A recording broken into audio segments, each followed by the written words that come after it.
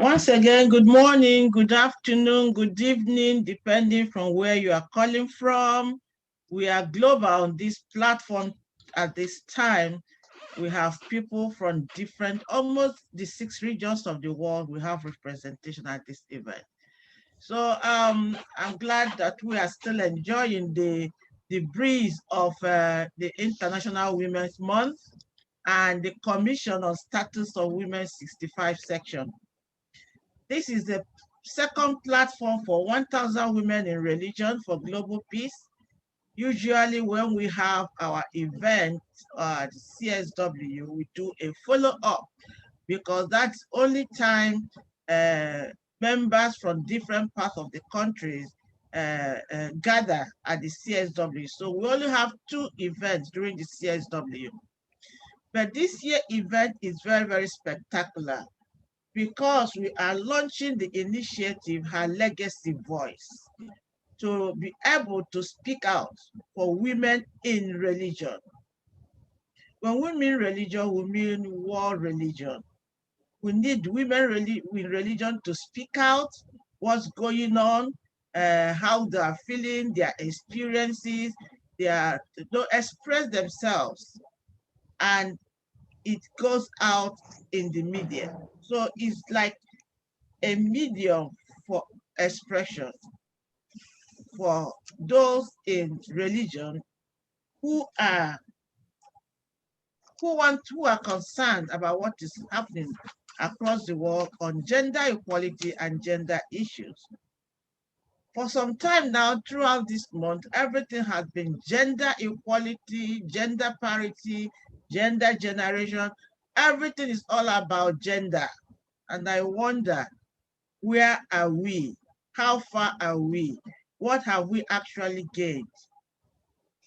And again, I want to remind us that those of us who are just new to the 1,000 women in religion, it's an initiative that was put out by Tabernacle Worship and Prayer Ministries to address or to contribute to the Sustainable Development Goal, the 2030 Agenda.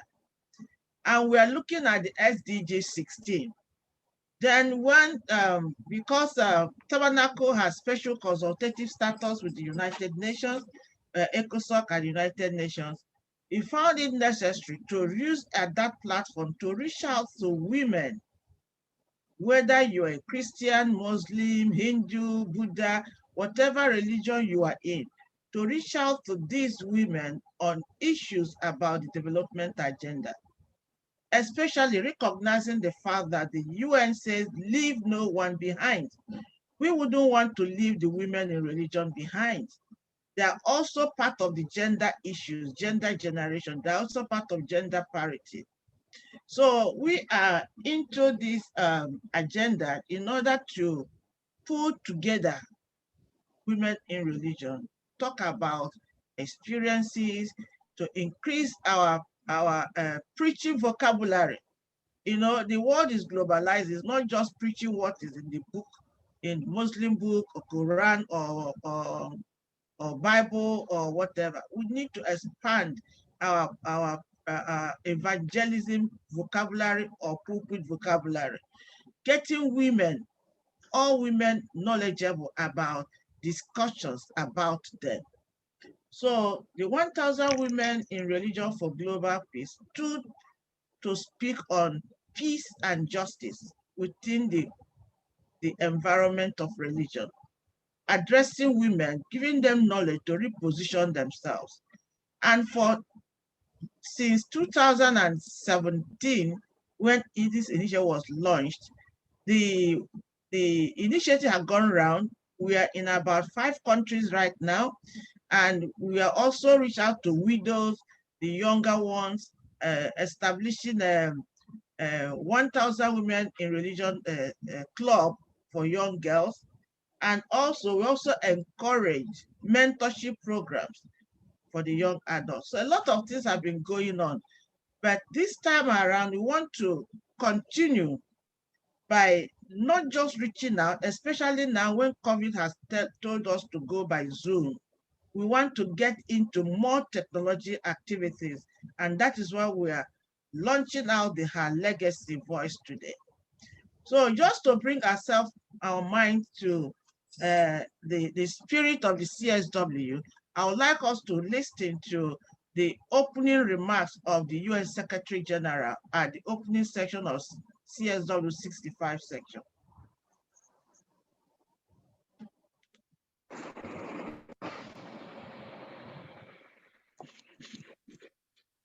Of the United Nations, His Excellency Antonio Guterres, to address the Commission.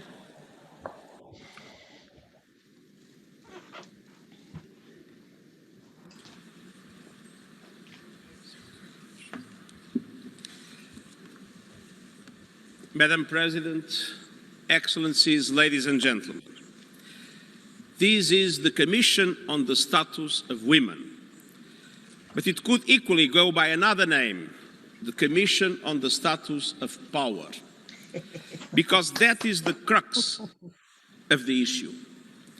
Gender equality is fundamentally a question of power.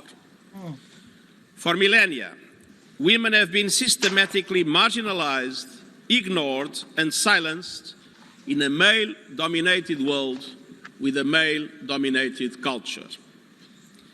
I recently came across an interesting book by the Cambridge historian Mary Bird. It highlights how deep patriarchal roots in Western culture help explain deep power imbalances today. And I believe the same also applies to other regions of the world. And the truth is that on the celebrated classics in ancient Rome and Greece, speech was quite literally defined as the business of men. Homer begins his epic with the son of Odysseus telling his mother to shut up and go back to waving. Aristophanes wrote a play about women leading the state. It was a comedy. And of course we know that this isn't ancient history.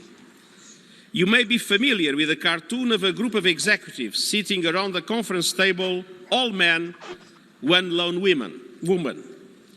And the woman has just made an important point, followed by a long pause. In the cartoon, finally, the boss pipes up and says, "That's an excellent suggestion, Miss Triggs. Perhaps one of the men here would like to make it." End of quote. I suspect many of you have had similar experiences. Dear friends, today let us be clear about what needs to change. As Professor Bird has written, and I quote, "If women are not perceived to be fully within the structures of power, surely it is power we need to redefine rather than women." End of quote. I thank you for leading that change, and thank you for raising your voices. We need you here, and we need you now, and we need you more than ever. I will be frank, our world is a bit lost. Now, and I can recall my experience as a driver, I know men sometimes have difficulties recognizing when they got lost. We don't like to admit it. We have trouble asking for directions and trouble even looking at the map. Well, the fact is that our world today needs direction, and I know you can help guide the way. And sometimes it feels like we are traveling at full speed in both directions at the same time. People are more connected, yet societies are becoming more fragmented. Big challenges are growing outward, climate change, insecurity, conflict, yet people are turning inward. And more than ever, we need global responses to global challenges, yet more than ever, multilateralism, international problem solving is under fire. We are living that paradox too. After all, advocates for gender equality are mobilizing like never before. You are building global movements, raising awareness, inspiring change.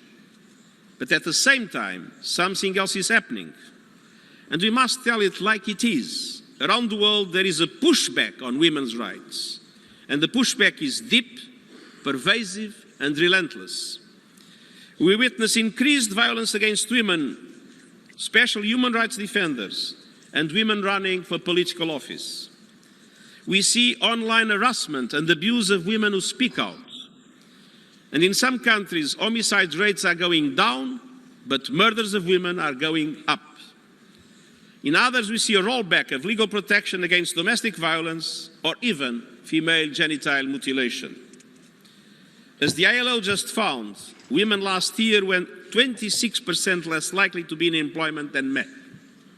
And fewer than 1/3 of managers are women, even though they are likely to be better educated. We all know women's participation makes peace agreements more durable, but we still struggle to make sure women are included in negotiating teams. Even governments that are vocal supporters of this agenda fail to back their words with action where it counts.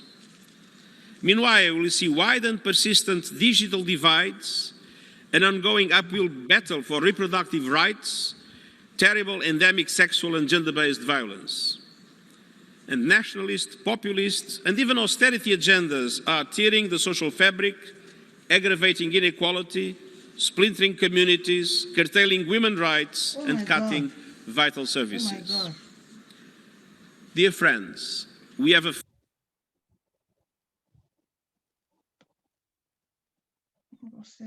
What happened? That was the wrong one. Yeah. Wrong one. That was good words. Yeah, that was 2019 one. It's not this one. Yeah, but it's still very relevant. Why is it not giving me this one now? Yeah, we want to hear the current one. Sorry about that. I don't know why I can't get it.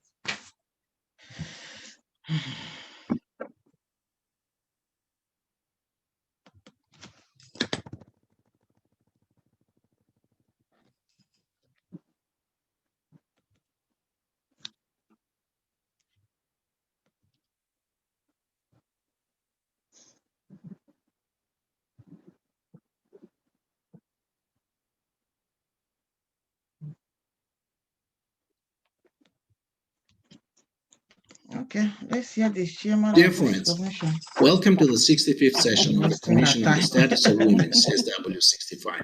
I'll get it. As many of you know, CSW was the first intergovernmental body to be impacted directly by COVID-19 pandemic last year. We had all hoped to see the full CSW community of government delegations, civil society, and other stakeholders from across the world gathered in New York this year.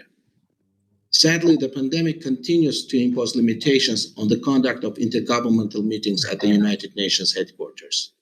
Due to the travel restrictions in New York, the session will take on a hybrid format with most of the proceedings to be held virtually.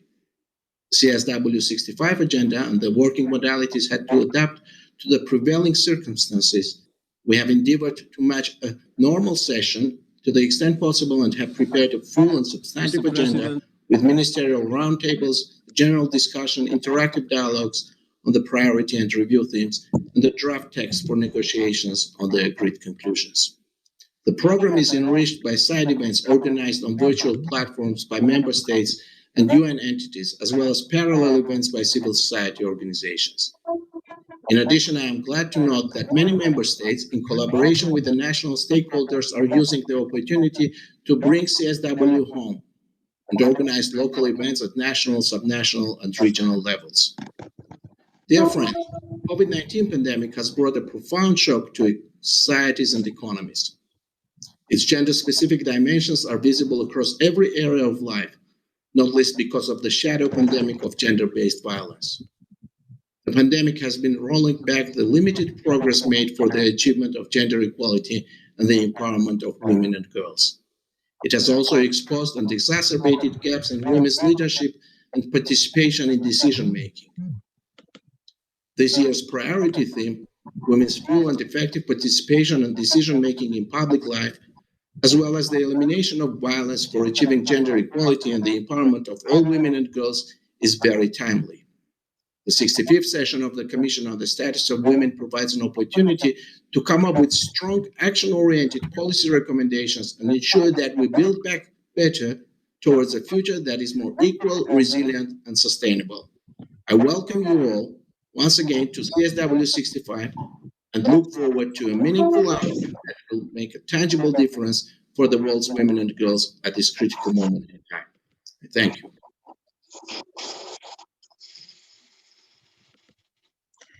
Yeah, that was the chairman of the commission. Status of women.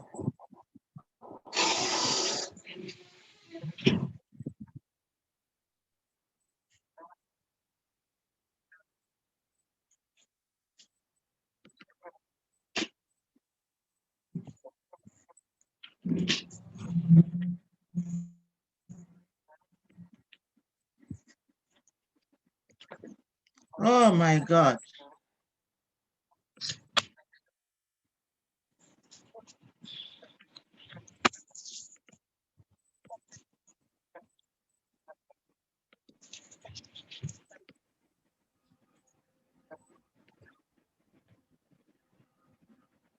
Dr. Ada, all his speeches are amazing. So even no matter whatever it is, I think even Yeah, but if we keep Estonia- on listening to them, we will not be able to do what we got to do.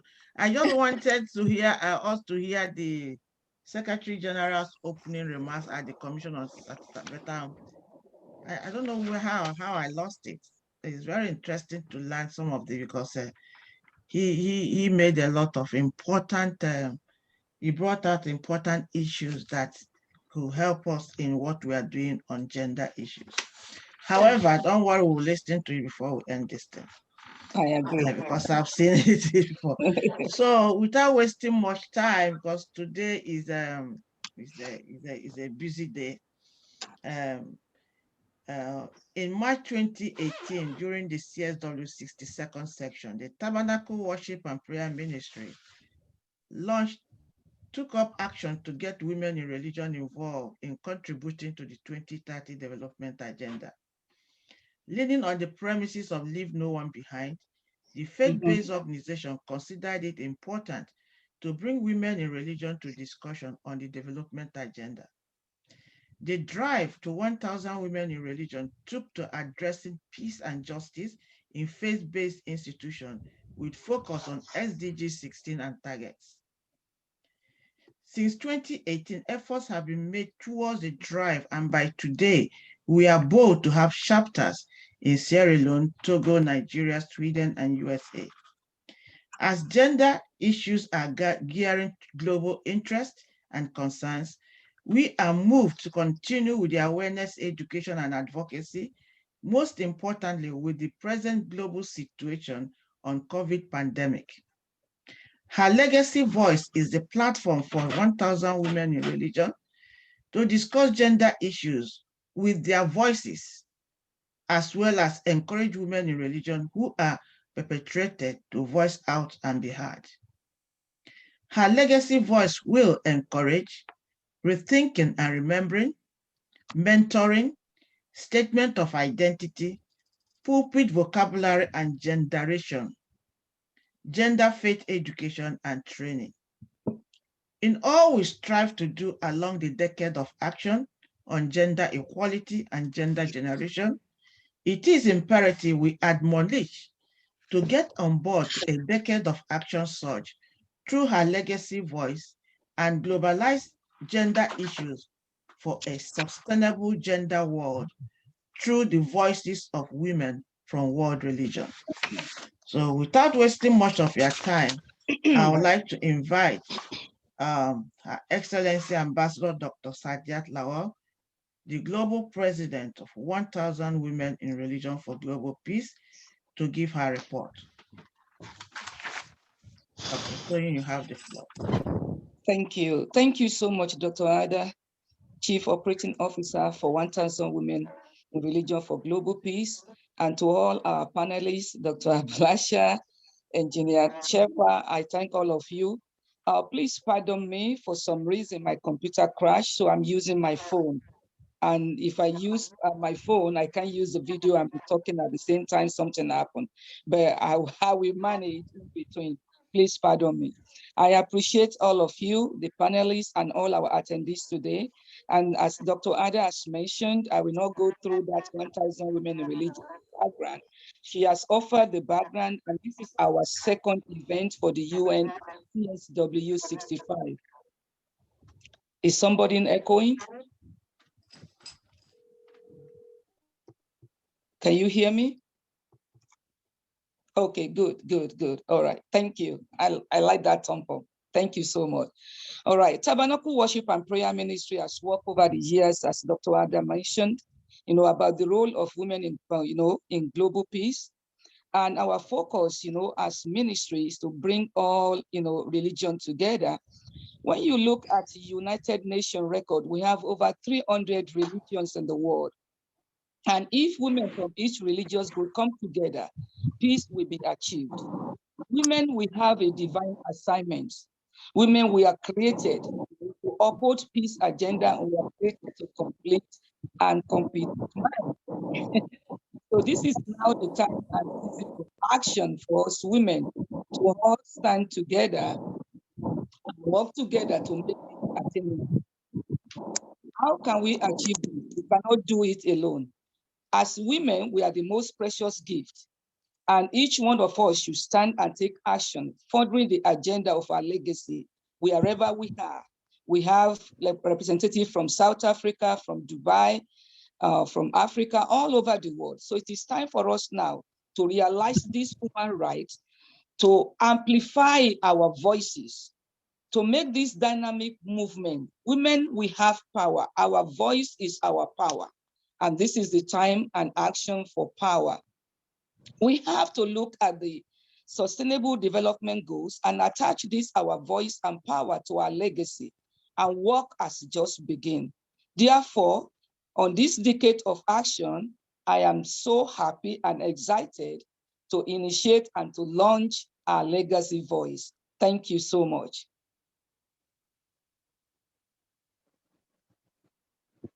Thank you, Ambassador Toyin. Thank you. I know network, and because of the busy, the network is so busy. So at times we have some fluctuations. Thank you for being able to launch the her legacy voice.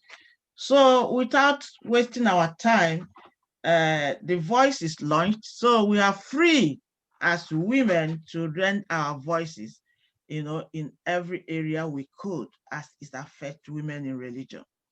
The target group is women in religion, and we have so many really, and a lot of experiences are going on within the environment of war religion on women. So I want to let us know that we don't have a special topic. We just a share forum. Apart from two people, we get special for topic. Other is a conversation, sharing. Let us know what is going on, because information is power. So we are going now into the Her Legacy Voice presentation, effective leadership and decision-making participation. And we have different religions who are here. We're going to call them one after the other to make their input and share their experiences. I know that we have a note. It's helping us to improve on our mission, on what we are doing in our various ministries for the next 1 year. But I would like you to please limit your sharing to 7 minutes. 7 minutes. If after 7 minutes you are still talking, I'll mute you and call the next person.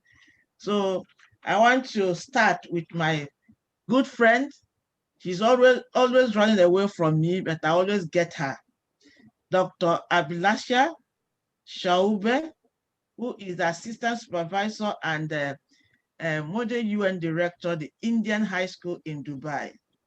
She is speaking on Muslim religion. Shaube, you have the floor. As we had mentioned that today there is no topic which normally lead to us, but being in a country where we had seen tolerance, we had seen respect for everyone. And it's a warm welcome from Dubai land to all the dignitaries present here. Thank you, Dr. Ada, for giving this opportunity.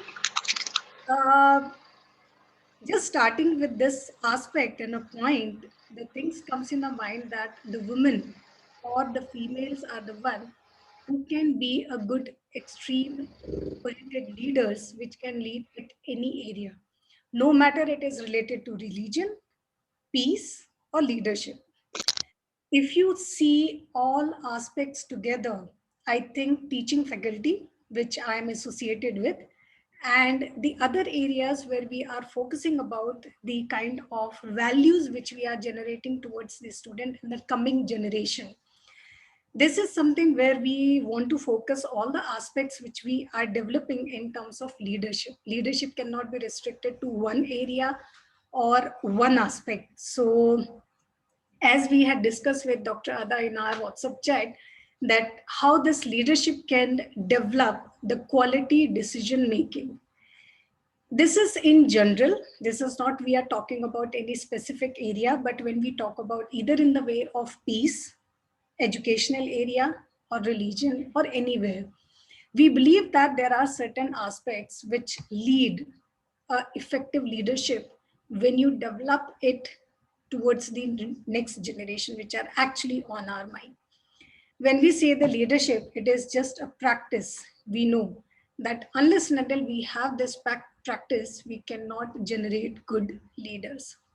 A leader which is not who had lots of followers, but who normally create leader is the actual leadership.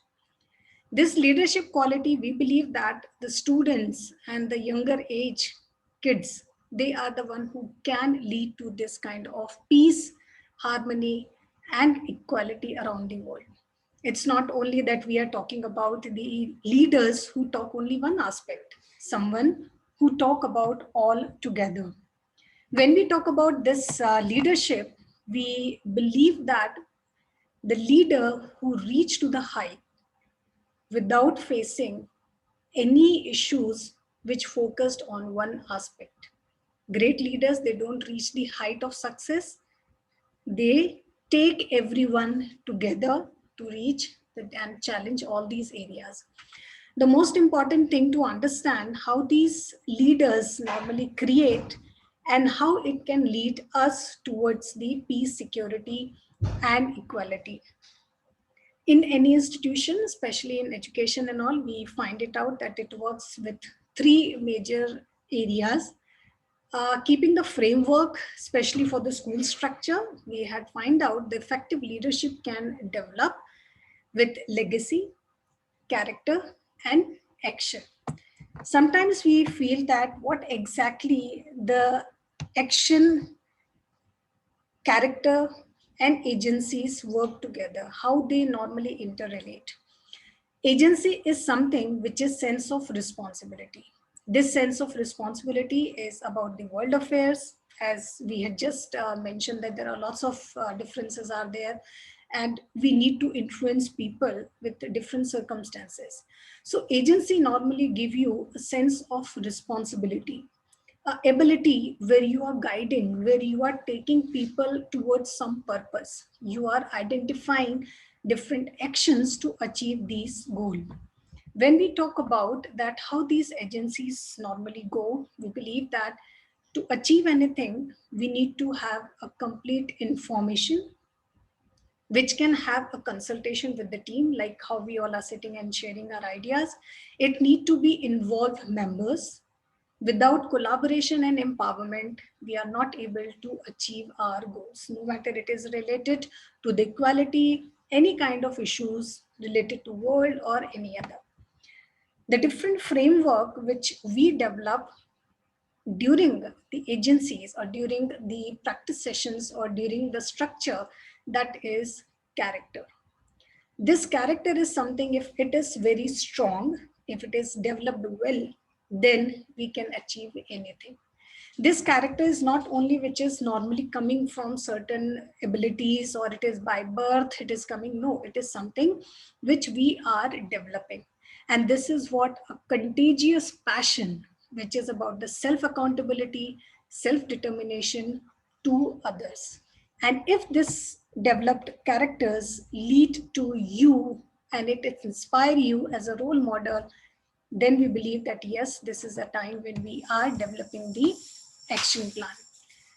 This framework or this kind of attitude can be developed when we have the explorers.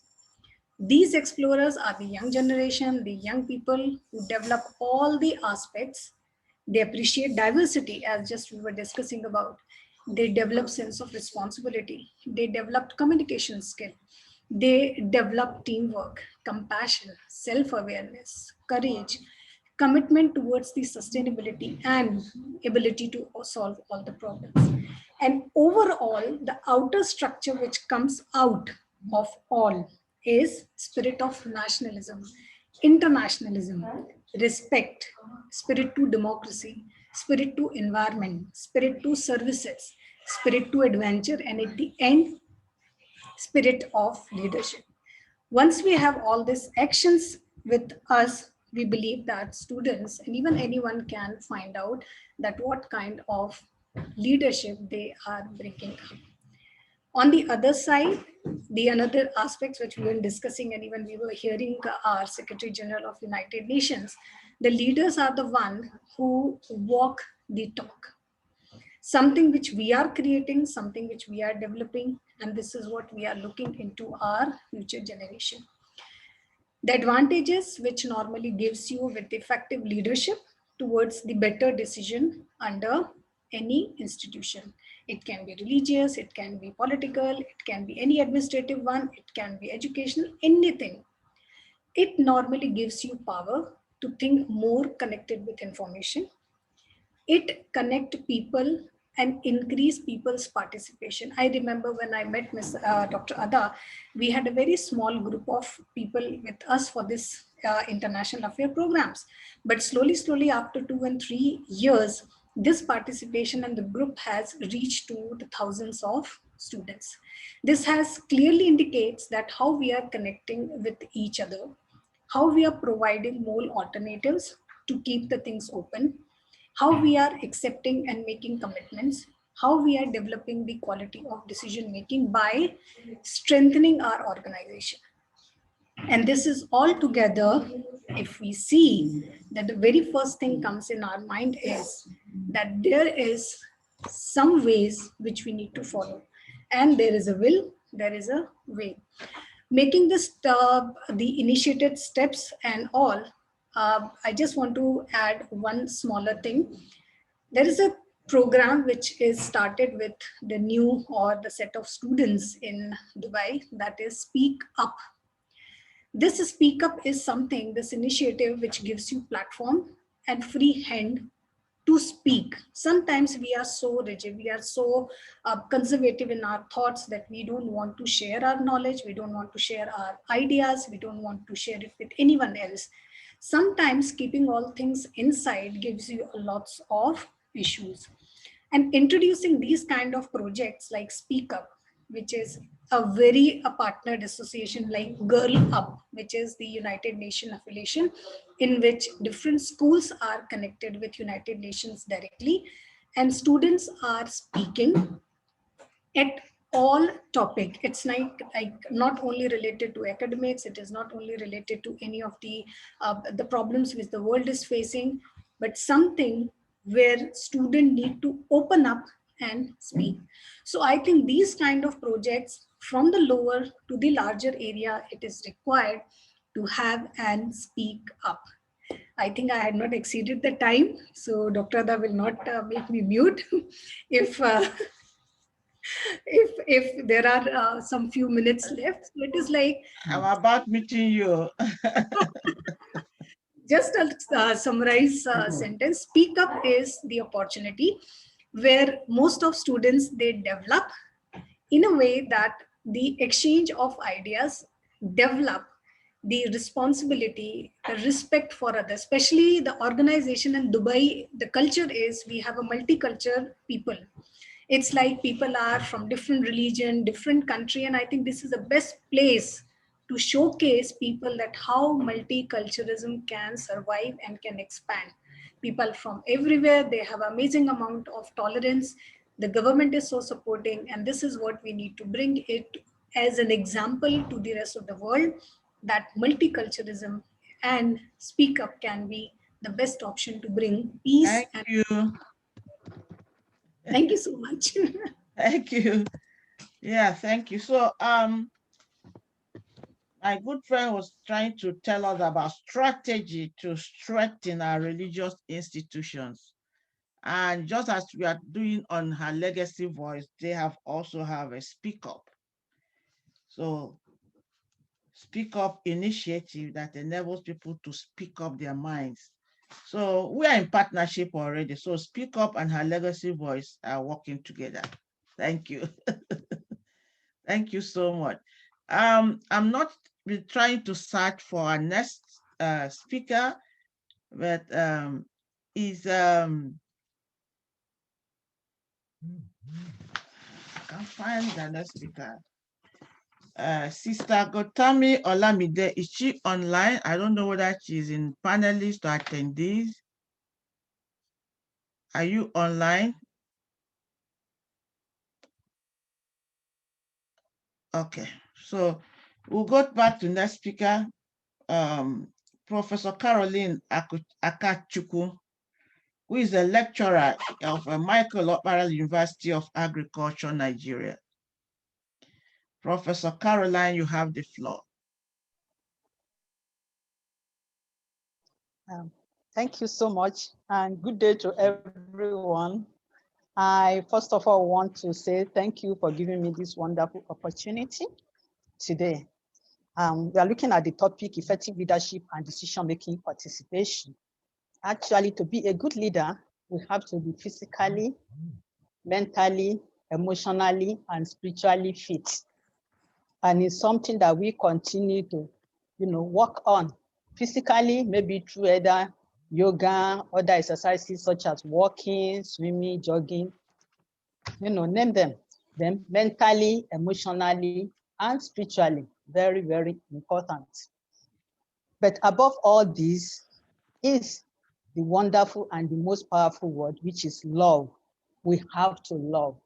Without love, we cannot be a good leader, neither can we take nor participate in decision making that will bring global peace. And so today I want to address the issue from the standpoint of love.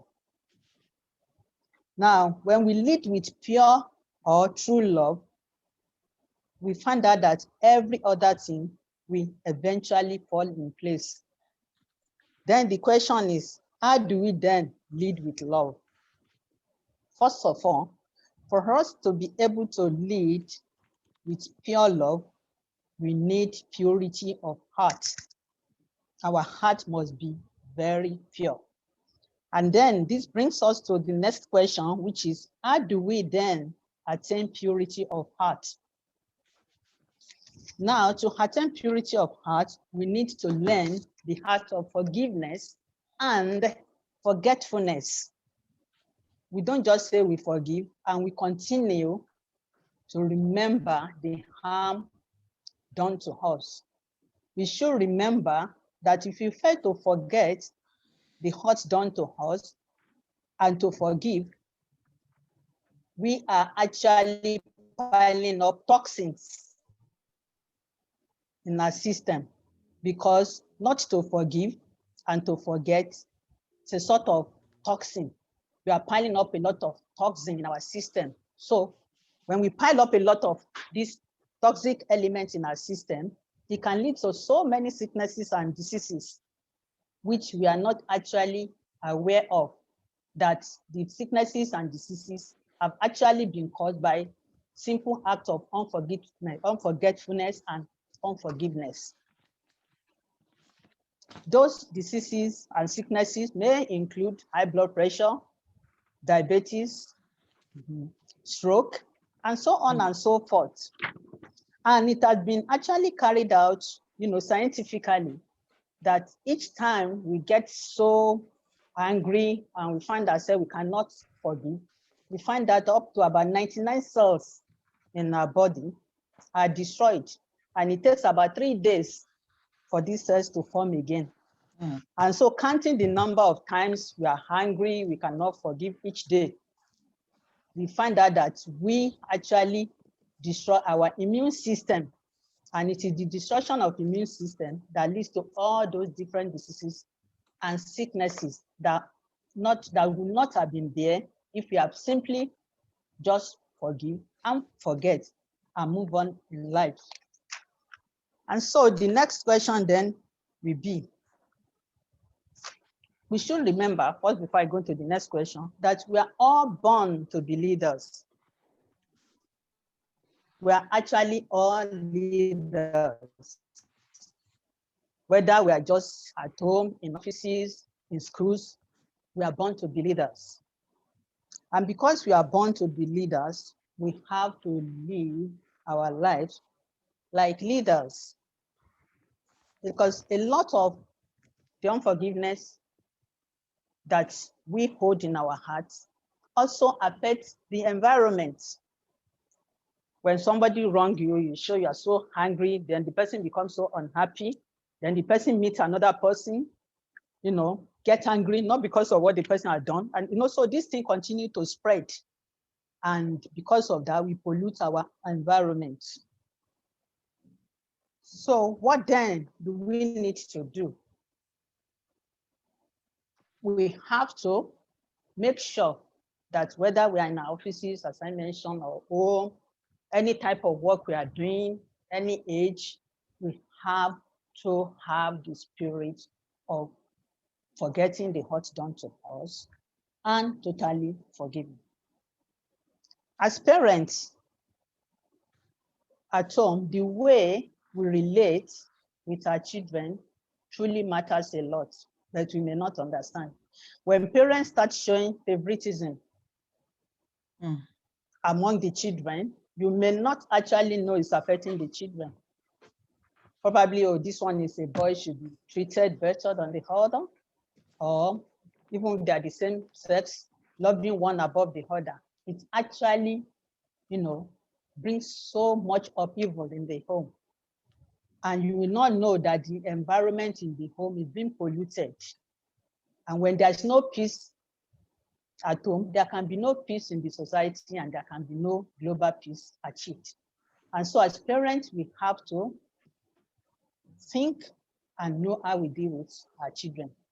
Also, as parents, the couples, husband and wife, how do we relate?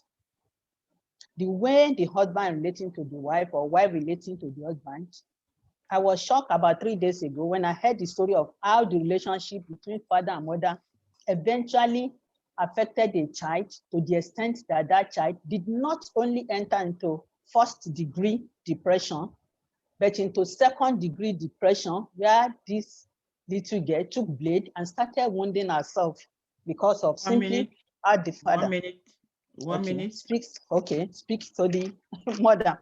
And so we should be careful in how we relate, because our children, they are watching us. The same thing if you are selling something and you are discriminating among the customers, it will also affect. You are in the office, how you are relating to your workers will also affect your productivity. So what do we then need to do? We need to love. How do we then love? To love is not something that we can do on our own. We need to practice the art of prayers and meditation to get in tune with God. And when we are in tune with God, we will be able to have pure love. And having the pure love, we will be able to lead in such a way to bring about, global peace. And we already know the characteristic of love, which, like I mentioned, God is love. And so love infuses meaning to everything we do. Love is patient, love is kind. Love does not envy, love does not boast. We know all these things before. Love is not proud, love is not true, love is not easily angered, love keeps no record of wrong, love rejoices with truth, love protects, love trusts, love hopes, love, love.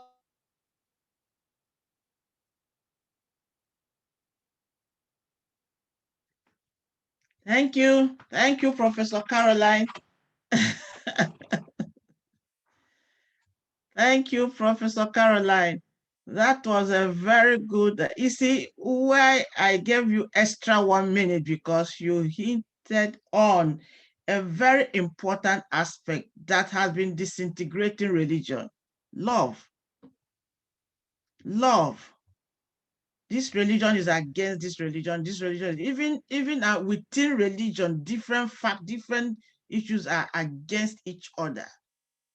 So as women in religion, the message on love is very, very important. It's a binding. And I always tell women that if we are not in love with one another, we can never achieve gender equality. We can never. There's no magic, because it is women that will move the actual implementation of gender equality. And that is when we stand for fellow women. So love is a very important, and I encourage us that we speak out more on love in our various religions. Let women love one another. And Ruth and Naomi are always my model from the Bible. They stood for each other and they made a way. So let us stop by. If you are a woman from Muslim, Christian, Hindu, Buddha, traditional, whatever religion is, the fact remains that WOMEN has binded us together. Therefore, we should love. It's like 7 children from one womb. The fact that you came from one womb is enough for you not to think evil against one another.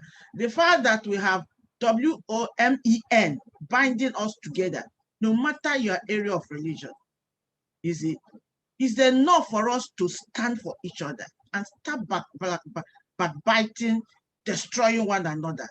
It's not the right thing. In the social world, a man will come and tell you, I'm driving my wife away, and you agree. You come in and become the wife. What kind of nonsense is that? You know, tomorrow another woman will come and drive you and you come in. So we need to rephrase our mental thinking. You know, I've asked them, Sarah, have you ever seen where men drive a man from his wife, for his marriage, and took the wife? The women will go and drive their fellow woman and take over, and even plot to kill her or destroy her own children in the marriage. So love is pertinent, and we have to really take the message of love. You know, the message of love. When the women were at the cross as a Christian, they were there on the message of love for our Lord Jesus Christ. And that was why they stood there. Mary Magdalene was able to carry the message because of the love for our Lord Jesus Christ. So today we don't have love for one another. We think that, oh, in workplace, you go behind and destroy your fellow women. In churches, oh my God, let us carry the message of love. That is her legacy voice talking now. Thank you, Professor. And you also went into a scientific by telling about toxin, you know. So there are a lot of things that we need to really speak out. So thank you so much for that. Sorry, I took away your time. I have to call the next speaker, Princess Dishepi Motlop. I don't know how to pronounce your name, forgive me. She is a business consultant in South Africa, and she's going to talk to us on the traditional religion of indigenous people. Your Royal Highness, you have the floor. Thank you so much. Greetings to you, Dr. Ada. Greetings to all the speakers and everyone who is here. I greet you from the beautiful South Africa. I am here in the city of Johannesburg, Gauteng, the cradle of humankind. As we all know that Johannesburg has become the home of all nations. I am Princess Tepi from the Royal Batlokwa Nation in Southern Africa. I'm going to be speaking about the topic that is so, maybe you can say controversial, because it's not many times that we know much about our cultural kingdoms. So let me start by saying I come from the lineage of Her Majesty Queen Mantadisi. You can even Google her and you will see that was our historical warrior, the woman who built through winning, you know, most of the battles. She built this nation as a regent. When the husband passed on, she took over. So precedence was already set. So therefore, in Royal Batlokwa, we speak about transformed nation. When you speak about the precedent that has already been formed, and so she laid the foundation for us. I would like to I like what the theme is about. Her legacy voice still is alive even today through us, through our involvement, through being recognized as women. Let us also speak about the role of effective leadership. I myself, I serve on our executive committee because even in our kingdoms, by the way, it's organizations, we have the structure. I serve as the second assistant secretary general. We know that the secretariat is really where the heartbeat of every organization is. That is the key role. That is the role that has a voice. So one cannot just be put there so that we can be a trophy. And I would like to reiterate, being royal, by the way, it is a high responsibility. I don't know how other people can even think that it's just a walk in the park, but it's quite high responsibility. We have a responsibility to make sure that we carry all that legacy. It is an institution. You don't create rules as you go. Rules are already set and it is all there.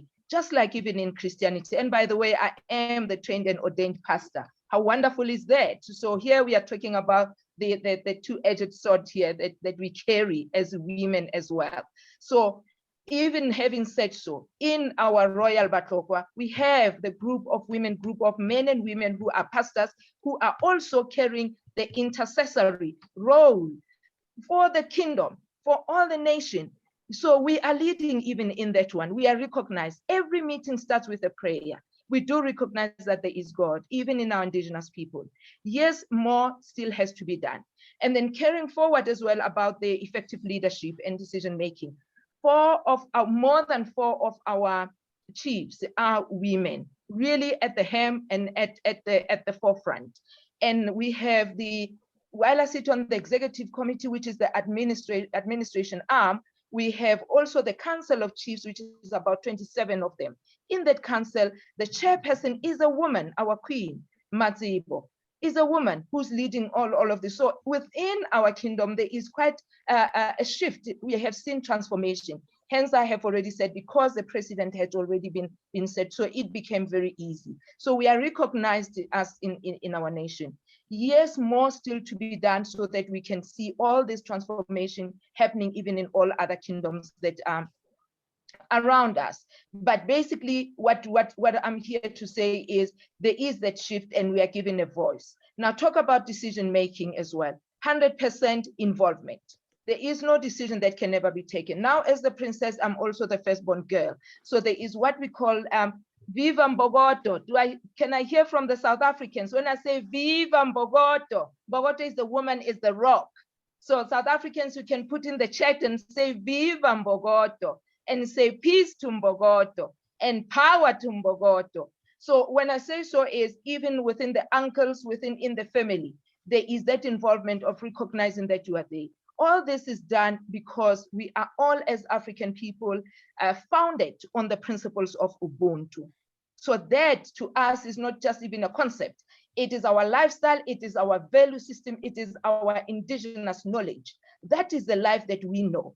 It became so easy even in walking to be a pastor, to die to self, because we grew up where we know that what respect is of the institution, what respect is of traditions and the customs and beliefs. So it becomes easy.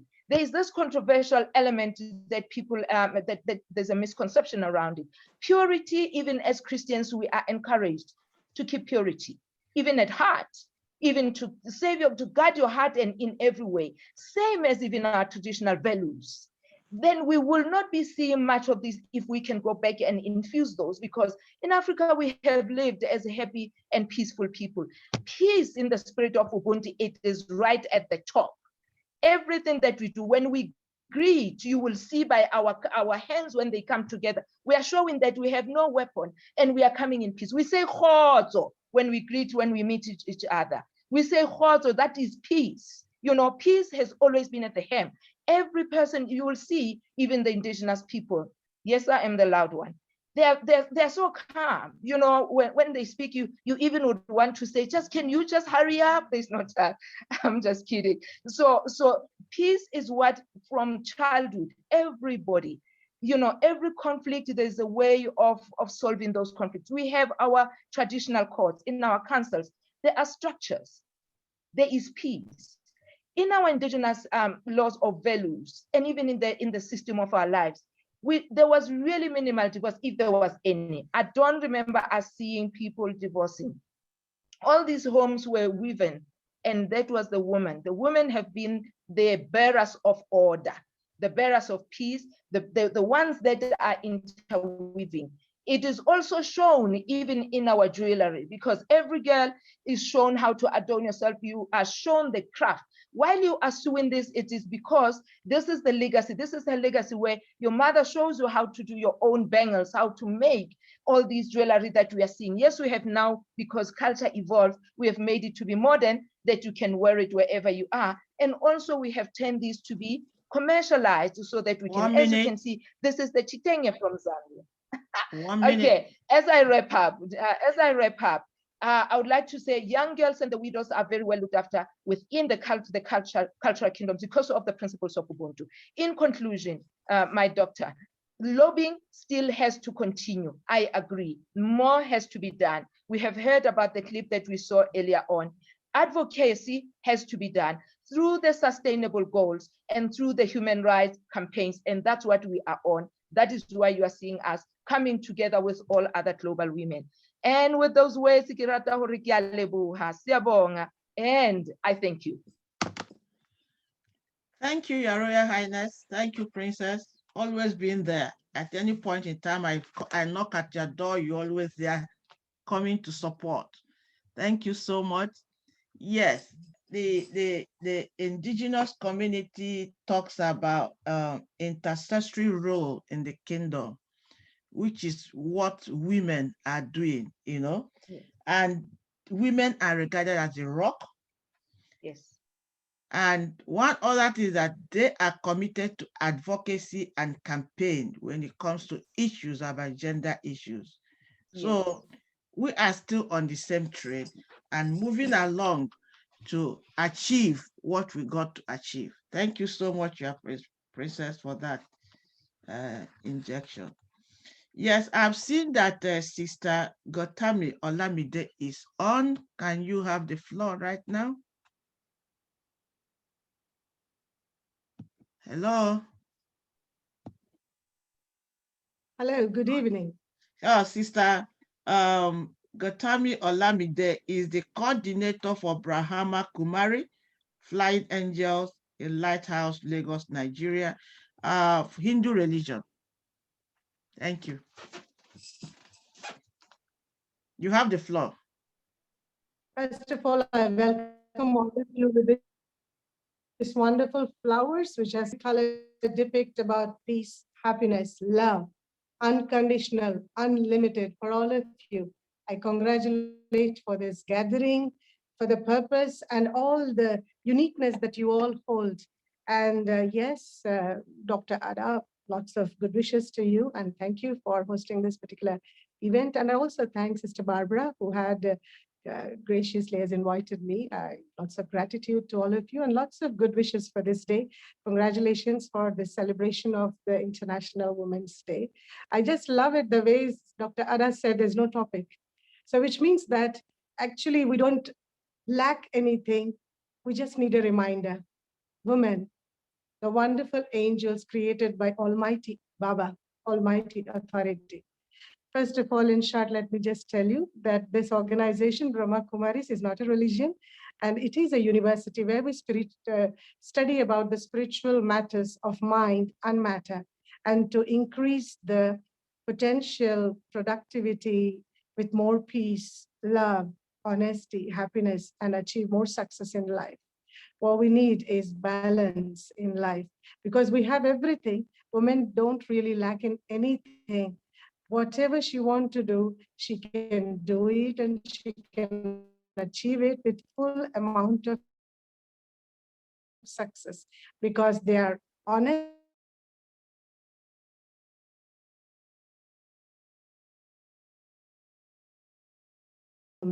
What all we need is a little bit of self-respect. That don't consider yourself under anybody and don't compare with anybody. The 6 or 7 C's I would like to just share. Number 1 is comparing. When we compare, we get low self-esteem. Number 2, compete, because everyone is unique in their own specialities and inner qualities. So when you compete, you're trying to be somebody else. But yes, compete with your own self and be more better than yesterday, more better than last year. Number 3 is criticisms. Just be free from that, because people are there to poison the ears about anybody. Leave everyone to be what they are. Everyone has a unique role to play on this earth. So allow them to play their role and allow yourself to, blossom your own uniqueness in action. The more you criticize about others, actually, you are creating a negative energy between yourself and them.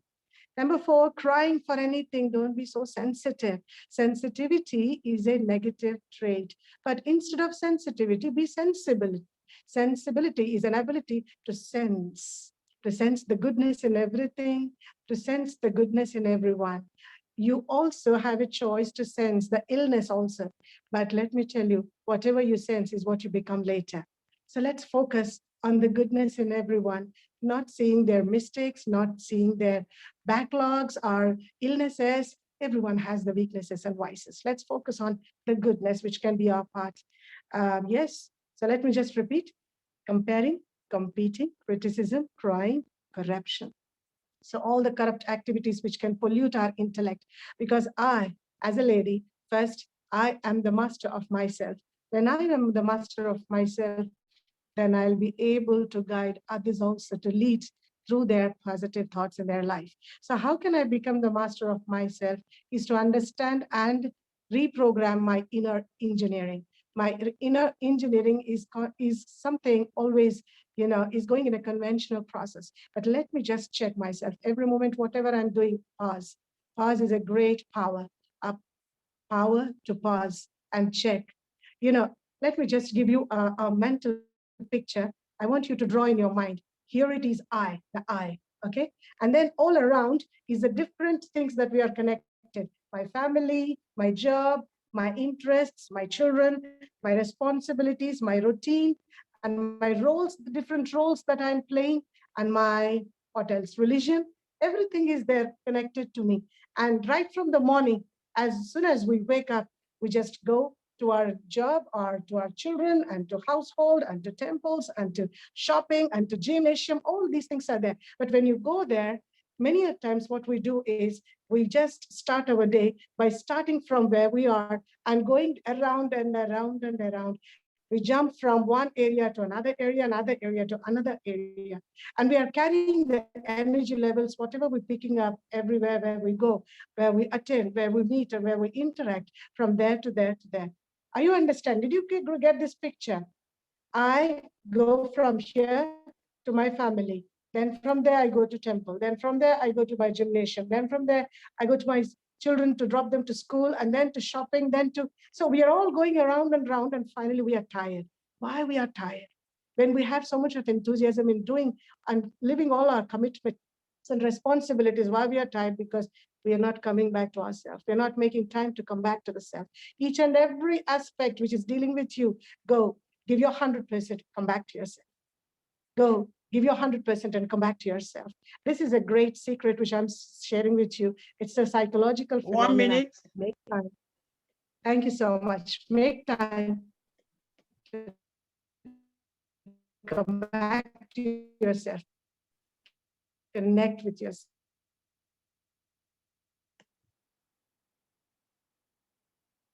Connecting with the self is to increase the self-respect and charging the self, nourishing the self. Congratulations. In ancient Indian language is a greeting of peace. Thank you. Thank you, sister, for that word of peace and Pleasure. sharing about the 7 C's, even though I didn't get all the C's. Can you kindly share the C's on the chat box so that others can pick it up? I know I got compare, compete, criticism. I didn't get the rest. So please share it on the board. Thank you so much. Yes. So everything is all about interconnection, interconnectedness, and one religion to the other. And I think at at this platform or her legacy voice, we are truly connecting. So thank you so much, Sister Olamide. The next person is Engineer Sharon Shapa. Engineer Shapa is the president of United Shapa Association. I didn't get it right. Is it Buddha or Hindu religion? Engineer Shapa, you have the floor. Good afternoon. Yeah, I'm a Buddhist.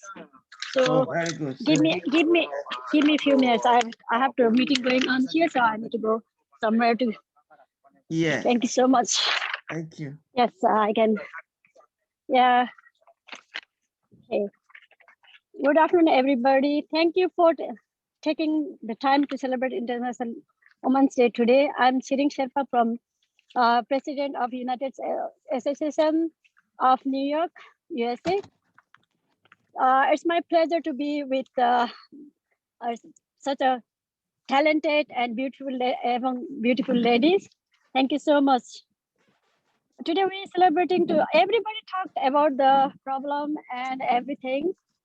So I would like to elaborate something which I feel myself born in as a Buddhist religion. I didn't find any difficulties for upbringing myself and doing anything, but still I feel the women who are in difficult positions, who got hardship of upbringing themselves, and some kind of because of the religion or because of some problems with them. So I like to everybody talk about the things that are facing a religion problem and others things. So I'm going to elaborate. I'm going to talk about how we should upbring ourselves and how we should help other sisters. So yeah, today we celebrate to mark the numerous achievements of women, be it in every corner of the world. We look to the brave women in our lives, our mothers, our sisters, our wives, and our friends, and we thank them all the hard work they have been doing, because they are not working women. They are upbringing our children, and they are making our house from the house to the home. So we also take this time to appreciate the courageous women in the front line during these unprecedented times, especially here luckily in our group. Right now, there are a lot of doctors. Salute to them, because they are the ones who are always coming to save people, and they are always there for us, for the essential. They risk their life to public greater goods. Everybody talked about how it's about how it should be, how we can do the things. But I'm going to talk about how our International Women's Day started. So International Women's Day was first recognized by United Nations in 1975. Over the decades since then, we made great strides in the fight for women's rights, but we still have a long way ahead. So in fact, same in case when the 2020, the first time COVID-19 pandemic broke in New York City. It's very hard for the working women. They cannot cope. Some of working women cannot cope with their children, because children are out of the schools that time. So the impact of COVID-19 on women worldwide cannot be ignored. We cannot ignore it. Working mothers struggle with workplace because they have to go work, and together they have to manage it at home too. So many women in the retail, service, and hospital industries lost their jobs due to this invisible force. Women-owned business also suffered from many turmoils. On this auspicious day, let us remember the hardworking women, and let us join hands to raise voice for our right. Let us work to uplift each other and recognize that the woman next to us is our sisters, not the another person. Don't think about another person. We can go together, and we can obviously uplift everyone, what I think. And finally, let us thank the thank the sister who came before us and worked hard to light a path for the sisters who will come after us. But so we start thinking of as a Buddhism. In Buddhist religion, we believe in karuna, which means kindness. By the kindness as a leader of a community center, we started to distribute the food, and we started to distribute PPA and to the those who are dire needs because of the pandemic COVID-19. And we did that one is in 2020 March. It's been almost 1 year. We are still doing it. We started with PPE, which is includes gloves, thermometer, and Tylenol, and masks. We deliver it door-to-door basis, because when the pandemic started in March, there are shortage of all the PPE. So we order from different countries, and we deliver it to door-to-door basis, those who are affected in COVID-19. And now after that, we gradually started to give the dry rations, because a lot of women in our community and Himalayan community and our the New York City, they lost the job because of the they cannot do two things. Oh, sorry. Okay, I'll be fast. Okay, now because of that, so if we do, and I'm thinking of the kindness. I remember Mother Teresa, who is always kind to the people who consider one of the greatest humanitarian. She dedicated her whole life to caring the sick and poor. She established a home for the dying, an orphanage, a family home, a family clinic, and multiple mobile clinics. Never asking for taking more than she needed. She worked diligently to serve the people of Calcutta, where that is far from her house. Her dedication inspired me to work hard to the betterment of my own Serba community and Himalayan community and New York City various religion community, for the women in the world and to the whole mankind. Thank you for your precious time. Thank you so much. I really appreciate Dr. Ada for organizing this. Thank you so much. Thank you. That's all. Thank you, Engineer Shapa. Thank you. You see, we are moving on in one accord. With your experiences as a leader of a group and a mother and a career woman, you're also talking about help to others. Yes. The need of working mothers in religion and the need for women to raise voice to fight. Working mothers, there's need to uplift one another. And also you pointed out on the major import of Buddha religion, which is kindness. Yes. So we heard about love, we're hearing about kindness, we're hearing about the 7 C's. So these are pertinent to what we are trying to do on Her Legacy Voice. So I thank you, Engineer, for doing that, for that input you made to this Her Legacy Voice. Thank you so much. Thank you. Call on the next person is Marshal Doreen Barry. Marshal Barry is the country coordinator for 1,000 Women in Religion in Sierra Leone. Marshal Barry, Doreen, you have the floor. Thank you very much, and good afternoon to everyone. I bring you greetings from the West African state of Sierra Leone with peace, love, and humanity. My name is Marshal Doreen Barry, like just mentioned, from Marshal Dr. Ada, a Sierra Leonean and a pioneer for peace, love, and the protection of the rights and dignities of the aged population in my country. I thank and appreciate the pioneers of 1,000 women in religion for global peace for championing such a selfless and moral valuable approach to enhancing peace in our communities, our cities, and our respective countries across the globe. I am going to be very brief in my presentation here today and would like to focus on how we can end or considerably minimize violence through our respective religion, which preach peace and love for one another, even in the face of great diversities that exist around the world.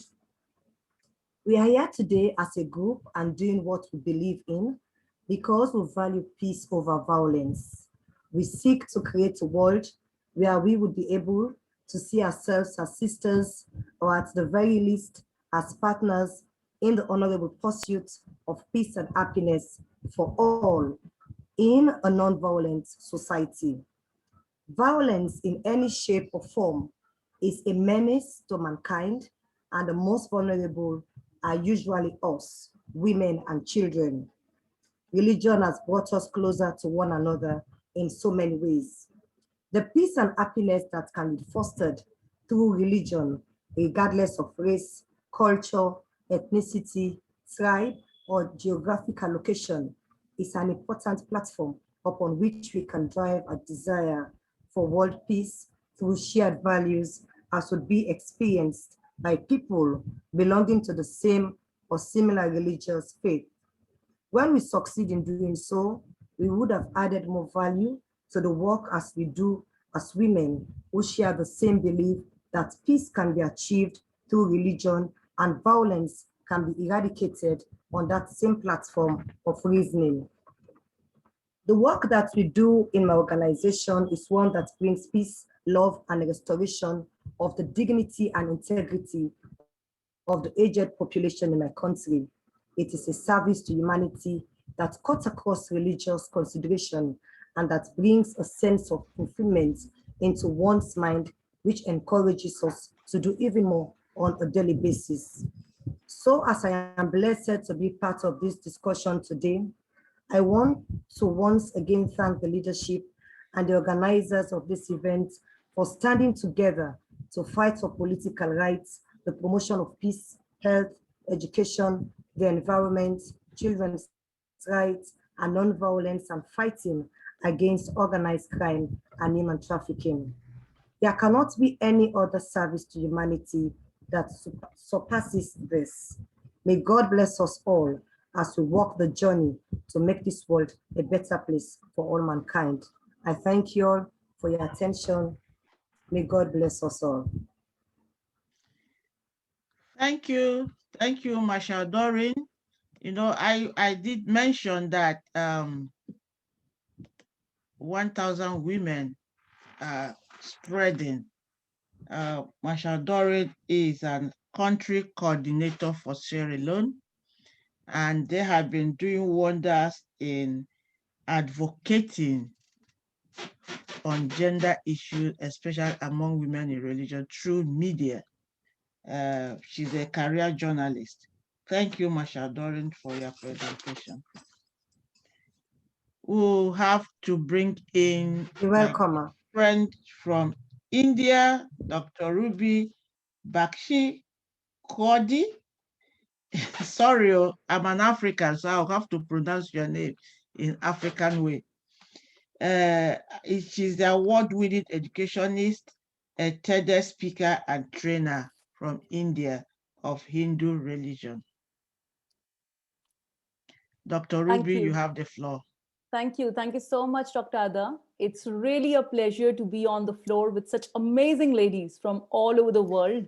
Hats off to you, how you organized in getting all these wonder women on the same platform and sharing their expertise on these beautiful thoughts where we are connecting via religion. I'm really humbled. I say, applaud you by saying namaskar, which is a formal way of greeting our women, men, any person. So namaskar from Switzerland. I'm an Indian. a core Indian at heart, but settled in Switzerland, so living here for quite some time. It's really amazing for all these years that I have been here. One thing that I see and one thing that I enjoy most is how women are connecting, how women are doing things for each other in a way that they enjoy and make the best of it. And I'm really happy that I have been given this topic of religion, which is Hinduism.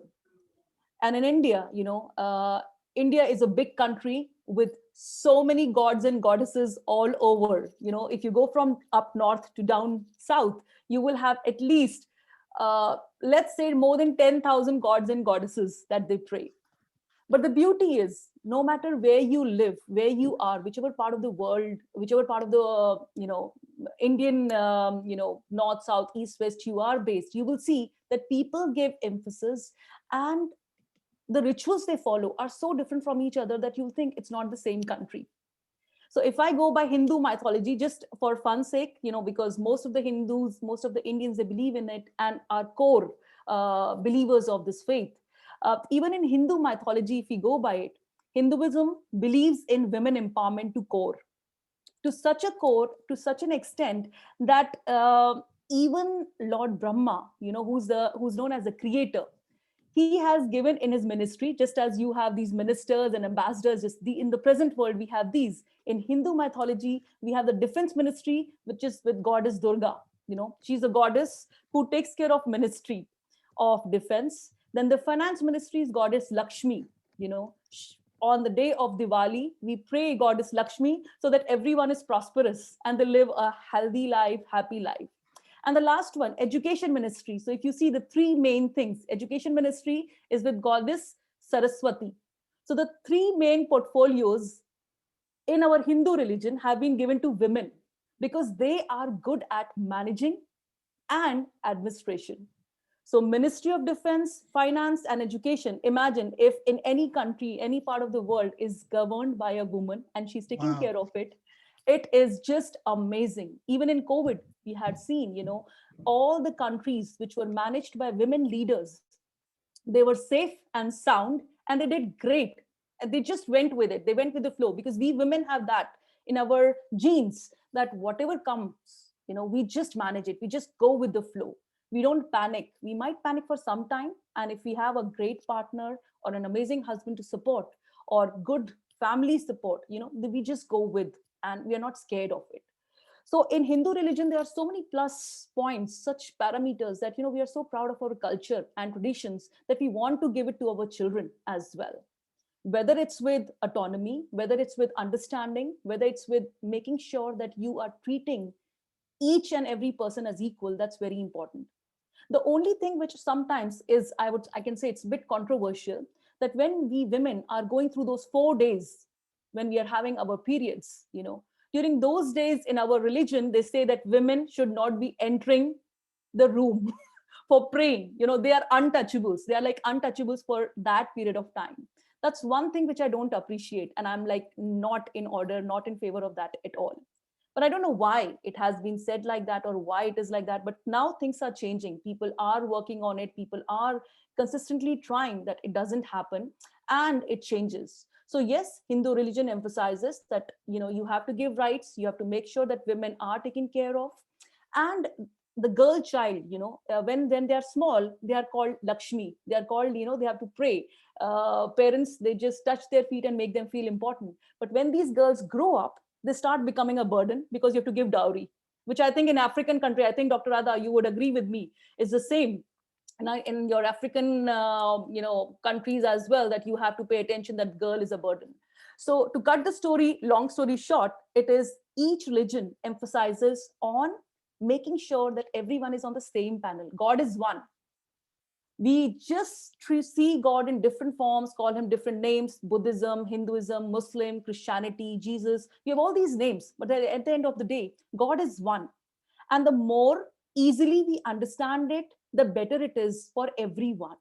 Because each and every religion focuses on to make the best of humanity, what we can do and how we can do. And you have listened to my other seminars, and I always emphasize on the 3 E's, which is applicable in any situation: educate, empathize, and empower.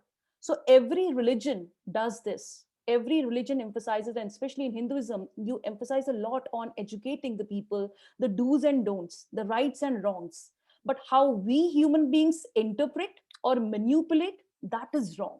And that's where we need to change our mindsets. That's where we need to step in and educate our boys to respect the girls, and our girls to say no if they feel something is not going as planned, as it should be. So these are two things which go a hayway. Empathize with everyone, try to see wherever you can help people, what you can do for them. Every religion emphasizes or paves way that people should empathize and try to step in the shoes of the people who are suffering, because only when we sit in the shoes of the people who are suffering, we will be able to give them accurate help. And the last one, which is empower. We need to empower our girls when they are small, to tell them what are their rights. It's a duty of the woman, it's a duty of the mother to tell our girls, educate our girls what to do and how to do. Only when they're able to understand, only when these little girls are able to see the basics of life, understand the necessities of life, no one can touch them, no one can harm them. So it's the religion which goes together, but we human beings manipulate on the basis of our vested interests. So the time has come, if all of us, these great women leaders who are sitting in front of me, if we all come together and join our hands, ladies, anything is possible. Just believe in yourself and go for it, and we will definitely bring about a positive change. Jai Ho. We say Jai Ho. Thank you. Thank you so much. Yeah, thank you, Dr. Ruby. Always, always, always. Thank you. I Always. love the sessions. I love your sessions. And when I see your smiling face, it just comes up. It just comes up. Always on point with the 3 E's. Exactly. Educate, And that's what got empathize. us connected. That's what got Dr. Ada and me connected in the very first place. And we are connected for life as sisters. Can you imagine? So educate, empathize, empower. And again, she said, let's come together and join hands. So you can imagine how it could be when different women from different religions come together to speak her voice on gender parity, violence against women, gender equality, allowing women to take decisions. That would be awesome. So thank you, Dr. Ruby, always being there and always take my call, always answer me, always being there, because we are on the journey of togetherness. Thank you so much for that intervention. Hi, Dr. Ada. Yes. Yeah, sorry to interject. Can we have Sister Olumide or Olamide to please write the 7 C's on the chat? I don't know if she's there. Yes, I think she's still there. Sister Olamide, we are waiting for your chat. Please, the 7 C's. People are even sending chat about it. So thank you. Yeah. We want the next person, Sister Doris Hampton, who is a member of Psi Foundation in Ohio, USA. She's of Christian religion. Sister Doris Hampton. Greetings, ladies, from St. Louis, Missouri, USA. It's wonderful to be with you today. And my background is, I grew up Christian, but I belong to an international organization, the Satya Sai International Organization, which embraces all religions. And I've, for over 30 years, I've worked with the Satya Sai Education in Human Values program, a program that focuses on the innate divinity, the innate goodness in each human being. And the foundation of the program is 5 human values: truth, right action, peace, love, nonviolence. And if we practice truth, that we're all connected, that there is one God, we're all connected, and we put that into practice on a daily basis, that we're all one, and we act on that, that brings a sense of peace. And that peace develops the love that's an innate part of all of us. And that love leads to nonviolence, where we don't want to harm anyone or anything by word, thought, or deed.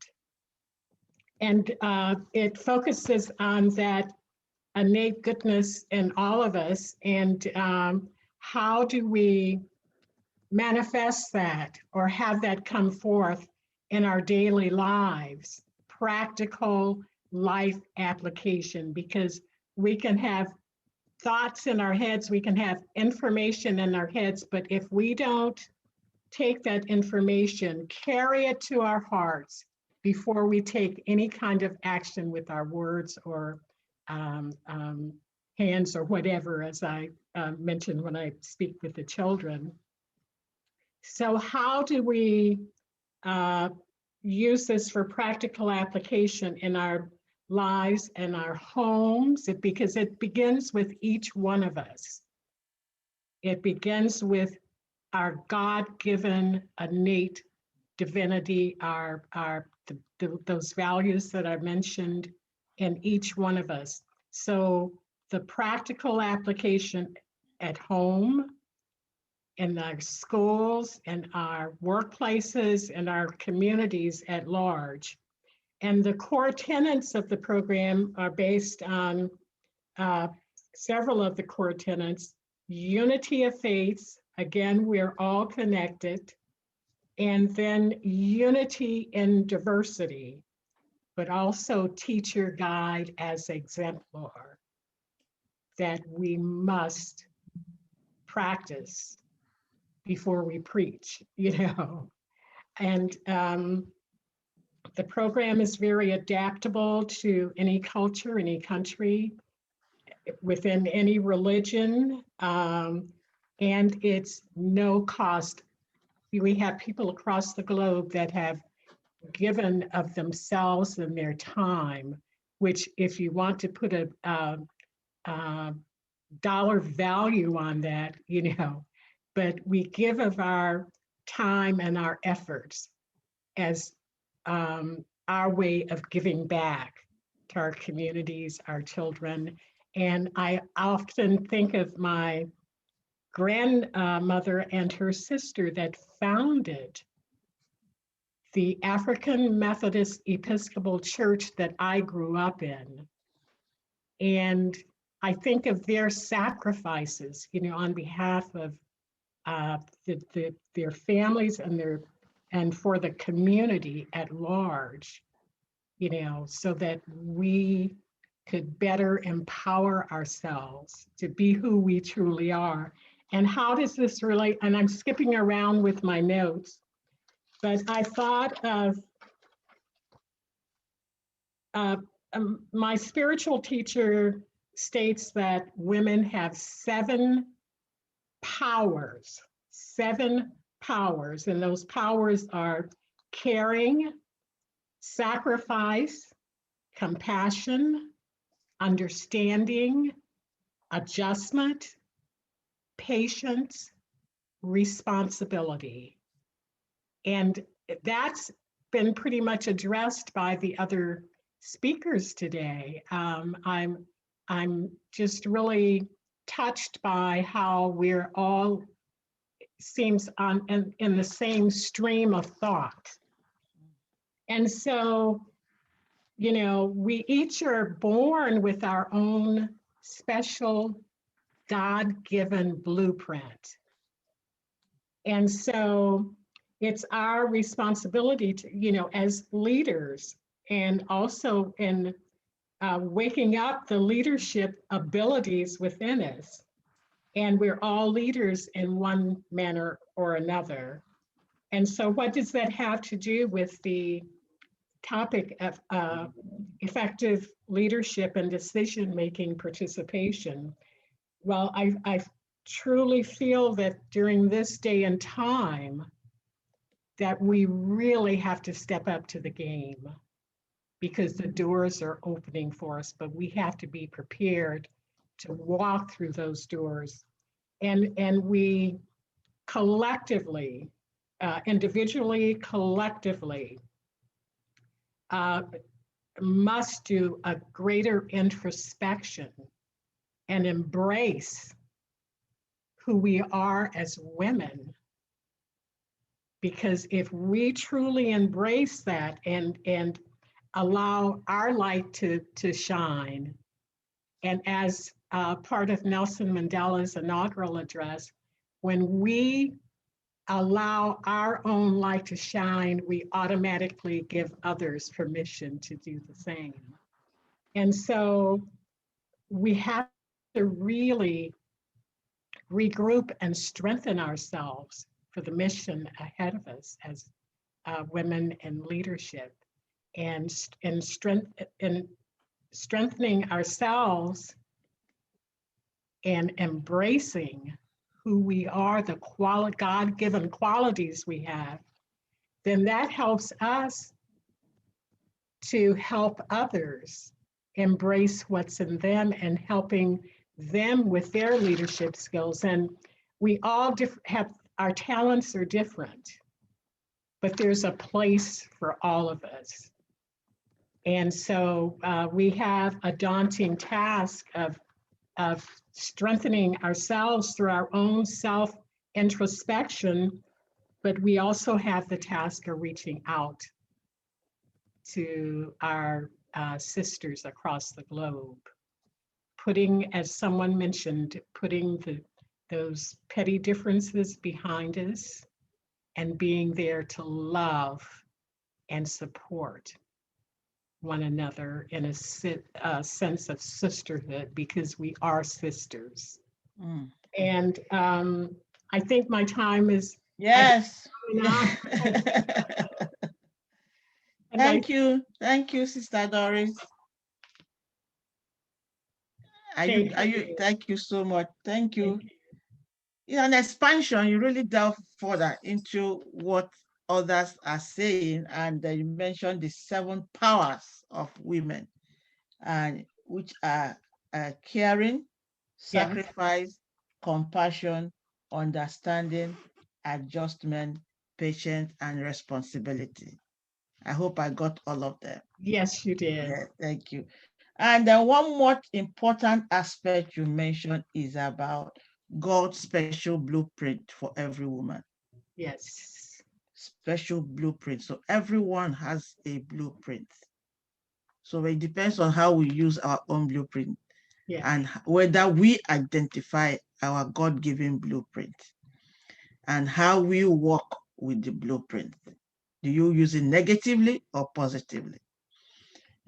And you also talked another important thing that says, let's be prepared collectively to embrace who we are as mothers, as women, as sisters, and allow our light to shine for others to see. I think this is a very good, this is really her legacy voice, speaking. So we are going to capture this. It's very important to what we are launching out today on her legacy voice. So thank you, Sister Doris Hampton, for that, for your presence and intervention. Thank you. Thank you. Yeah. Going into the next segment of this, I would like us to have some injection from the men. And I'm glad we have 2 men here who are here with us. I want to call, I'll call him Marshall because he is in the midst of 1,000 women. Marshall Kunle, hold on. Yes, Adesina. Adesina. So please, we have promoted you to Marshal, so you have to take our emblem from us. Get to Pastor Toyin later. So can you give us a... Sorry, Dr. Ada, is actually a marshal because his wife is going to be inaugurated today as the leader of Abuja chapter. Oh, if I had known. Okay, so because after this we inaugurate her. Yeah, okay. A little bit of introduction. Engineer Kunle is the chairman of Cranium Integrated Solution, an healthcare solution that is breaking through in Nigeria. Thank you so much, Marshal Doctor. I really want to appreciate the organizers of this program. It's a good one, and it's coming at the right time. I want to believe it's also heading in the right direction. To the women, I want to say I appreciate what you are doing, and I think you are getting it right. To the men also, I want to advise, I think the time has come that we need to begin to give our women some accolades. We need to begin to let them take the baton and be at the forefront, because over time, I personally have come to realize that women can actually do better than we think they can. And I think this program is actually going to help a lot of women really get themselves, come to the forefront and do that which we believe they should do. So I want to really appreciate us for this program. I want to thank all the organizers once more. And I also want to say that I accept the tag that has been given to me today as a marshal. Though I'm a man in the midst of women here, or it's a good one, I really want to appreciate you. And I say it's a good one. I give kudos to the organizers, and I thank God this is coming at this time. I want to say that we're always there to support you anytime you need. Thank you so much. To Marshal, Dr. Tony also, I really appreciate you and everybody here. I've enjoyed the program so far. I've listened to all the panelists, and I think it's been a good time here. Thank you so much.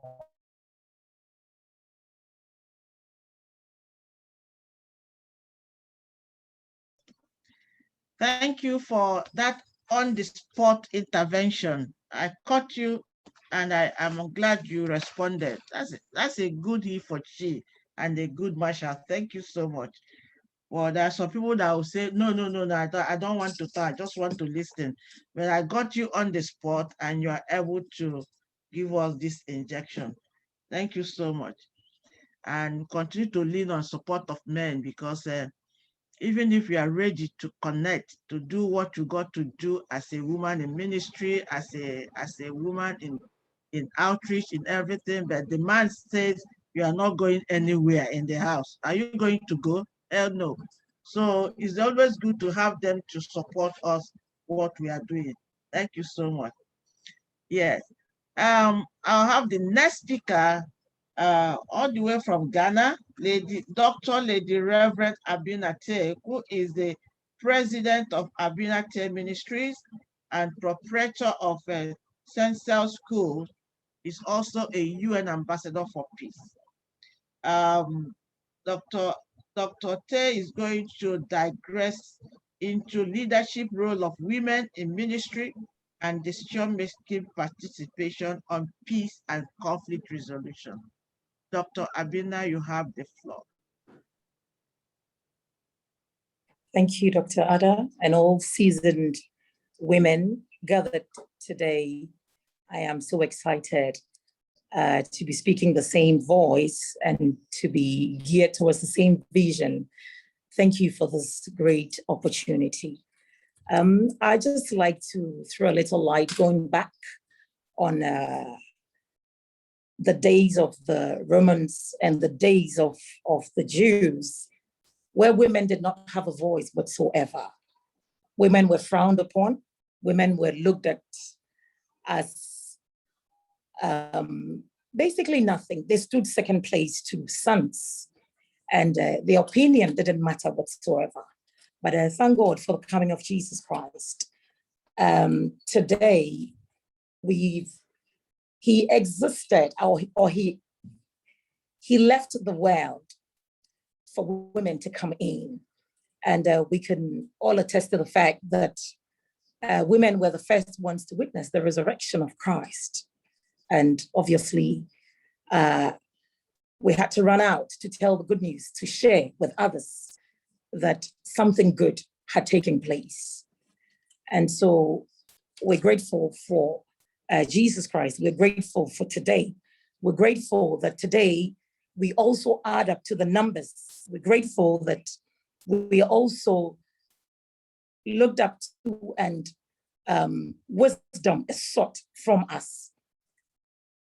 I want to say proudly that women in ministry and even women in general are lamp holders of the world.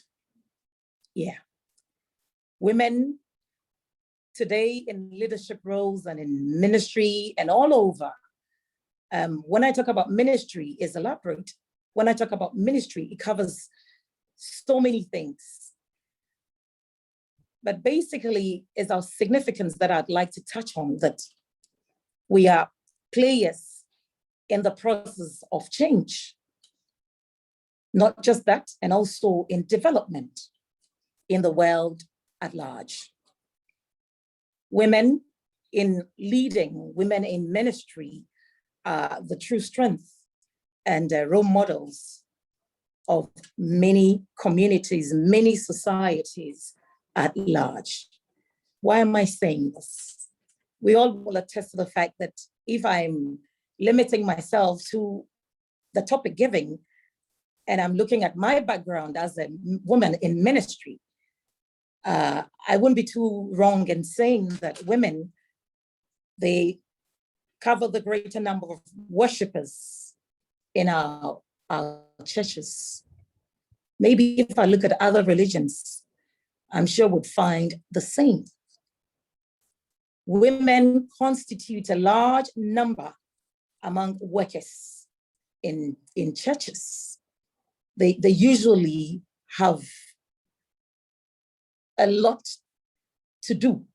They usually, through body language, through speech, can get across a lot of information. And obviously, they leave their mark wherever they find themselves. Most women in ministry, most women leaders are vision careers. Burden bearers. We know that a woman is a man with a womb, and usually we incubate a lot in that womb. Women wouldn't sit still and keep quiet until they have actually bring to bear whatever they've incubated. And therefore, women generally are vision careers, burden bearers. That is why you find a lot of women in ministry being prayer warriors. You have the wailing ministries, wailing women ministries, evangelistic ladies, the nurturing mothers. I mean, so on and so forth. The list is endless. And what do they stand for? They stand for change. They stand for progress. I want to touch a little bit on Galatians 3:28. And this has been cited for hundreds of years as a basis for women in ministry in Christ. There's no male, there's no female. It is the same spirit that lives in the man as well. And it is the same God, if I limit it to my Christian religion, who empowers the woman to do exploits. It is the same God who gives wisdom to the woman. And so women in ministry are able to play key roles in peacekeeping and in conflict resolution. Based on the factors above, you would find them everywhere. Dynamic in their ways in bringing a solution to where there's chaos. It could be through strong ministration. It could be preaching. It could be just nurturing the younger generation. And it is very important that we come out of low self-esteem. The days of finger pointing, the days of naming women as witches and quotes, people without a voice, and so on and so forth. I think this is a new era altogether where we can stand stronger and say, if I perish, I perish. The right thing has to be done. I will not keep quiet. I will go with you. Your God will be my God. Your people, my people. It is time, and the time is now, that women in ministry will begin to preach continuously peace. Women in ministry will be shining examples of not just what they're preaching, but would walk their talk. Because we're saying that they easily leave a mark on the people they come into contact with. The key word I'm looking for here is influence. Women have so much influence on people they come into contact with. It being in the church, at home, at their workplace, wherever they find themselves. Again, women should avoid being manipulated politically for their own good. The tendency to succumb, the tendency to compromise on your role as a leader, as a peacemaker, as a pace setter, the tendency is high. Because like I said, until we arise from that position of low self-esteem, until we come out of pity partying, until we understand and accept the fact that we have been created as a voice for the voiceless, would always relegate ourselves to the background. But again, to be able to work hand in hand with any political party, any government, and having at the back of our mind that we are in the forefront to bring peace, to bring sanity into a chaotic world. And policies that are set in place must go for the common good of everyone. Women also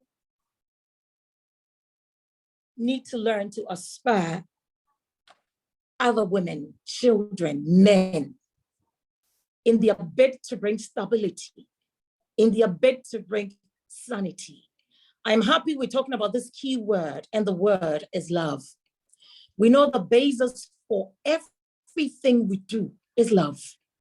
I wouldn't just limit it to my scope as in Christianity, but I heard my other sisters from other religions hammer on the word love.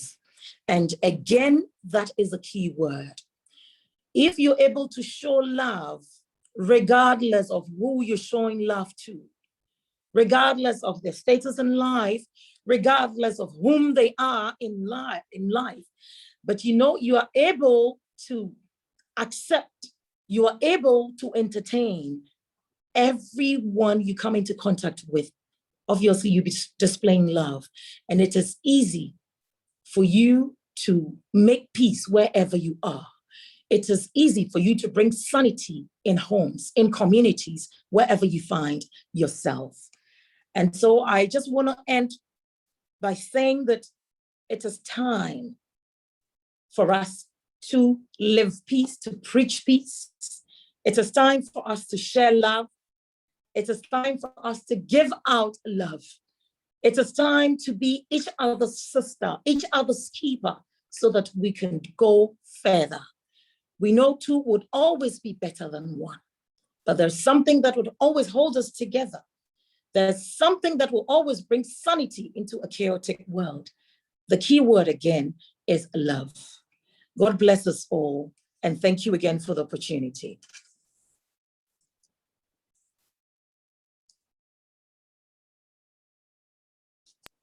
Thank you, Doctor, for another dimension of love. Doctor mentioned vision, women are burden bearers. You also talk about peace. Women should be example for peace. And we should walk the talk. It's not just talking, let's walk it.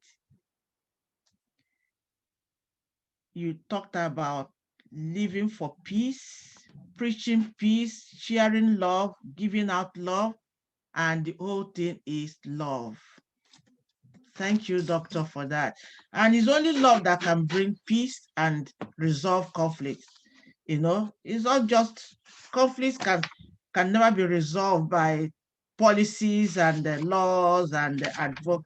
It's only law. It's only love that can bring an end to conflict issues, elimination of violence against women, domestic violence, and it's only love.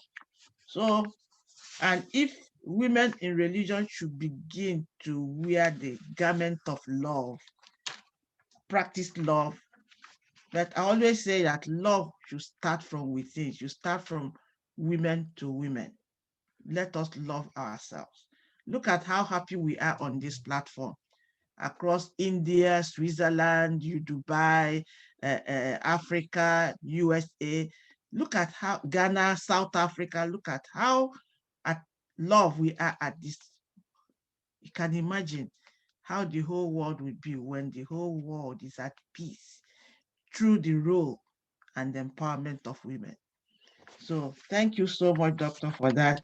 And we have the next speaker is our state coordinator in Nigeria, 1,000 Women in Religion for Global Peace from Jos, from the hot zone of Boko Haram area. And he's the person of Marshall Pastor Charity Dinner. Marshall Charity, you have the floor.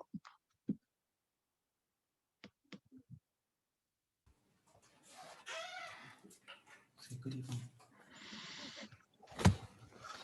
Good evening. Hello. Yes, we are Thank hearing you so much, Dr. Ada. Thank you so much, you. Pastor Tony, and all the leaders for the opportunity given to me. I deeply appreciate it. We have heard so much, so I will not be talking for a long time. I just want to quickly look at the topic I titled Substance Above Form in Leadership. Substance above form in leadership. One of the challenges that we have in the religious circle is the fact that there are so many leaders, but there is so little effective leadership. Leaders are not pulling their weight. They are not making the impact they ought to make. They are not showing the exemplary life they ought to show. So it makes leadership very ineffective. Yes, there are so many of us women in the leadership position, yet not much is being done in terms of bringing about the transformation in the lives of people that will turn into being, into bringing peace, harmony and progress in our communities in particular and in the world at large. There are several reasons for these unfortunate situations, and they include the unhealthy emphasis and crave for religious titles. People are more concerned with titles. So our effectiveness as leaders become damaged and less impactful when we become more conscious and desirous of being called by titles rather than being more conscious and focus on the job, the task, and the assignment that has been entrusted to us. The truth is that it is not title that gets the job done. It is people. Therefore, we don't need titles in order to get the job done. We can do the job properly without any title. For instance, Esther in the Bible, she had no special title when she was used by God to bring about the salvation and the deliverance of the Israelites, who would have been massacred by the wicked plot of Haman. Another example here is Mary. She had no title. She was not bearing any special title when she was used by God to bring the Savior Jesus Christ into the world. She was simply a yielded and a humble vessel. The second issue that I will want to talk about here is about effective decision making. As a leader or as leaders, we will be able to make effective decisions only to the degree that to which we do allow ourselves, to which we do not allow ourselves, we do not allow our ego, we do not allow our pride, we do not allow vainglory to affect the decisions that we make. Esther was able to make effective decisions concerning the deliverance of the Jew from the enemy because she was selfless and free from vain glory. She was willing to lay down her life, if need be, for the deliverance of her people. Her selfless declaration was, if I perish, I perish. Like Professor Caroline spoke today, leaders should be people of love. Leadership is a practical lifestyle. No leader can be successful without love. And there's no love that cannot be demonstrated. There's a saying that you can give without loving, but you can never love without giving. Because if you truly love, you must find a way to demonstrate that love. And we in JOS, the 1,000 Women in Religion JOS chapter, we'll be able to demonstrate our love in the little way that we can by visiting the orphanage and the internally displayed camps to donate food, items, toiletries, and clothing. We also, have medical outreach, I beg your pardon, to provide free medical services to the less privileged persons. We are also facilitating small-scale loans to some women for them to start small businesses. During the lockdown, in our city, JOS Plateau State, we sponsored a weekly radio program where I was privileged to talk on various topics targeted at encouraging and educating women by speaking extensively on topics like entrepreneur women, woman in challenging season, discovering and developing talent in the girl child, taming rape culture in our communities, women's role in nation building, faith for facing COVID, and facing the COVID season. We also talked about how to be an agent of peace in our homes, in our working places, in our community, and in our nation as a whole. We also talked about eradicating violence against women in the society. These are some of the things we have been able to do by God's grace. My prayer is that our leadership will be by example, not do what I say, but do even as I do. I thank you for the privilege to do this. Thank you, Marshal Charity. You see, that's why when I call some of the coordinators who like to make input, let us know what you are doing through 1,000 Women in Religion. And I must tell you that the chapter in JOS of northern part of Nigeria, the 1,000, headed by Marshal Pastor Charity, is really active in reaching out to the community on the issue about peace and even giving support to these women in communities. So Marshal Charity, we thank you for what you are doing, and we do believe that you will not get tired. The job is plenty, but the workers are few. So keep doing what you are doing. Thank you so much.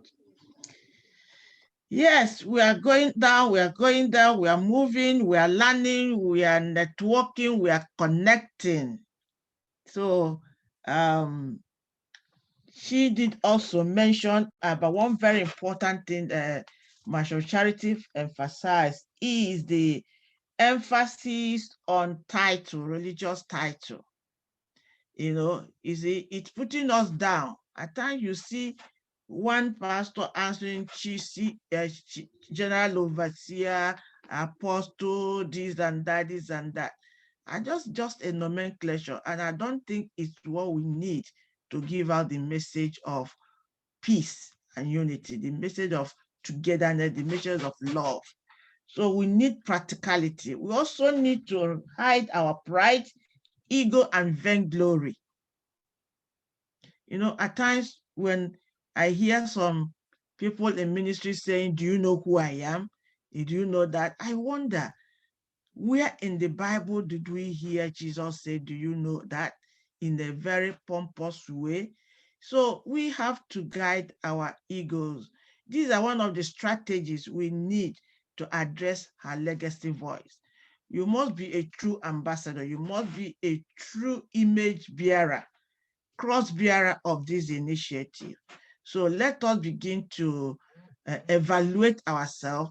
You know, one thing I always tell in my Christian forum is that the story of Mary Magdalene is a lesson for us, in the sense that there are many stones pursuing her, and she was running for security and run to our Lord Jesus Christ. But one significant thing was, until the stones were all dropped on the ground, and she heard the voice of our Lord Jesus Christ, that she was able to raise her face and look at the face of our Lord Jesus Christ. It's a simple practicality. So for us to be a voice for women, true women in ministry, true women in religion, we must drop all the stones and hear the voice to be able to talk to people, to be able to be an example, to be able, in fact, when you sit down with the government and you are talking, about your issues concerning women, they listen to you. So this is very, very important into our lives. The stones of ego, vainglory, pride, being arrogant with titles. In fact, if I begin to put my titles, the whole 2 lines, my name will not even enter the second line. It will be title. Yeah, and so it's with many of us here. So, but most important thing is not the title that matters. It's not even your academic, whether you have 10 PhDs or, it's not. You know, it is your services. So that when you say you are talking, you are releasing your voice on on behalf of other women, it becomes powerful. Just like Sister Doris Hampton mentions, 7 powers. It becomes caring words. It becomes sacrificial. There is compassion in it. There is understanding that you know what you are talking about. There is an adjustment to others who are listening to begin to adjust to what you are saying. And there is patience. You know, there is patience in those words, and also there is responsibility. So we cannot just come and talk, oh, her legacy voice is launched to Dr. Toyin has launched her legacy voice. Okay, I'm now Marshall, I'm now in her legacy voice. No, let us evaluate, let us put together and re-strategize to be able to sustain this legacy, because it's a very important initiative that can be able to put women in religion together to address our common concerns, our common interest, and be able to move together with one love. Thank you, Pastor Marshall Charity, for that intervention. So I would like to bring my good sister all the way from Dubai. You know, I love her too much, and she will come on time and will sit patiently and be listening. And you know, I'm so wicked to her because I always want to put her at the last. I always want her to speak at the last important aspect of the program. And she will wait patiently without complaining, not even minding the time difference. So I'm calling on no other person of Her Excellency Laila Rahul, who is a goodwill ambassador and president and founder of Business Gate. She's also the vice president on The Voice magazine, head of protocol and diplomacy of AACID and WPC in Dubai. Your Excellency, you have the floor. It's my pleasure. Assalamu alaikum, namaste, hello, how are you in all the language, peace and love. One, I am also part of you together with Her Excellency Dr. Ada, which she had the title. Highnesses, Princess, Excellency, all our doctor, people who are here, honorable guests, and also beautiful queen women and gentlemen who are with us. Thank you for this opportunity. I'm really blessed. I did not prepare anything. I prepared something for Dr. Ada and all of you, flowers. So to say, happy Mother Day, happy Women's Day, happy March, because March is the blessing day for all the women. Today, we're gonna talk about just few minutes because you highlight everything. We have a high caliber women with the power, which they are coming with that big light today and shining. I have few of them. They are here from Dubai, from India, and so they are my friends. I'm happy to meet you here in this platform, and that is not strange because Dr. Ada, Her Excellency, always bringing us together, bringing love, peace, and different from everybody, because we say always diversity is inclusion. So we are diverse with our religion, with our knowledge, with everything what we have when we get that power to make it for better world. So today we talk about gender equality. I'm Muslim, right? You're Buddhist, you're Christian, atheist, wherever, Jewish, it doesn't matter. Like we say, there is one belief, one God. And that God, everyone see it the greatest, the creator, and it's have for each of one commandment. So today you are Highness, Princess, Queen, doctor, lawyer. In the end, we are women, and our goal is to build a nation, to build the family. So I say always, unity is humanity. Our mission and goal is always being humanity. So that's why we are here. And United Nations and UNESCO, it's not from far. They create this women empowerment and youth empowerment. They create the women empowerment with one reason, because they know, with all respect to the men, they are great leader and they are here with us. They are our shoulder. We need them, of course, to build the society together. But there was very brilliant United Nations when they say women empowerment with one reason. Men can do things step by step for the achievement. Women can do 5 things, 6 things in the same time. So that's why they say a leadership in the women is more important, because she can achieve more and she can assist more. Because since we born, before the schools, before all this sustainable development of UN, my mother, your mother, was a lawyer, she was an advisor, she was accountant, she was a great also splitting a task for her husband, helping him. So my mother was doing 5, 6 in one, and she never, like, she go to school, but she never got master, doctora to be a lawyer or judge or advisor or accountant, but she was doing all that. And she raised up. I have a brother who is consul general. I have another brother who's preparing to be minister. I have another sister who is lawyer, another sister doctor. But my mom, she was not high caliber on her education. So quality gender, when it's come, even in each religion, They say women and men together. They did not say women separate and men separate.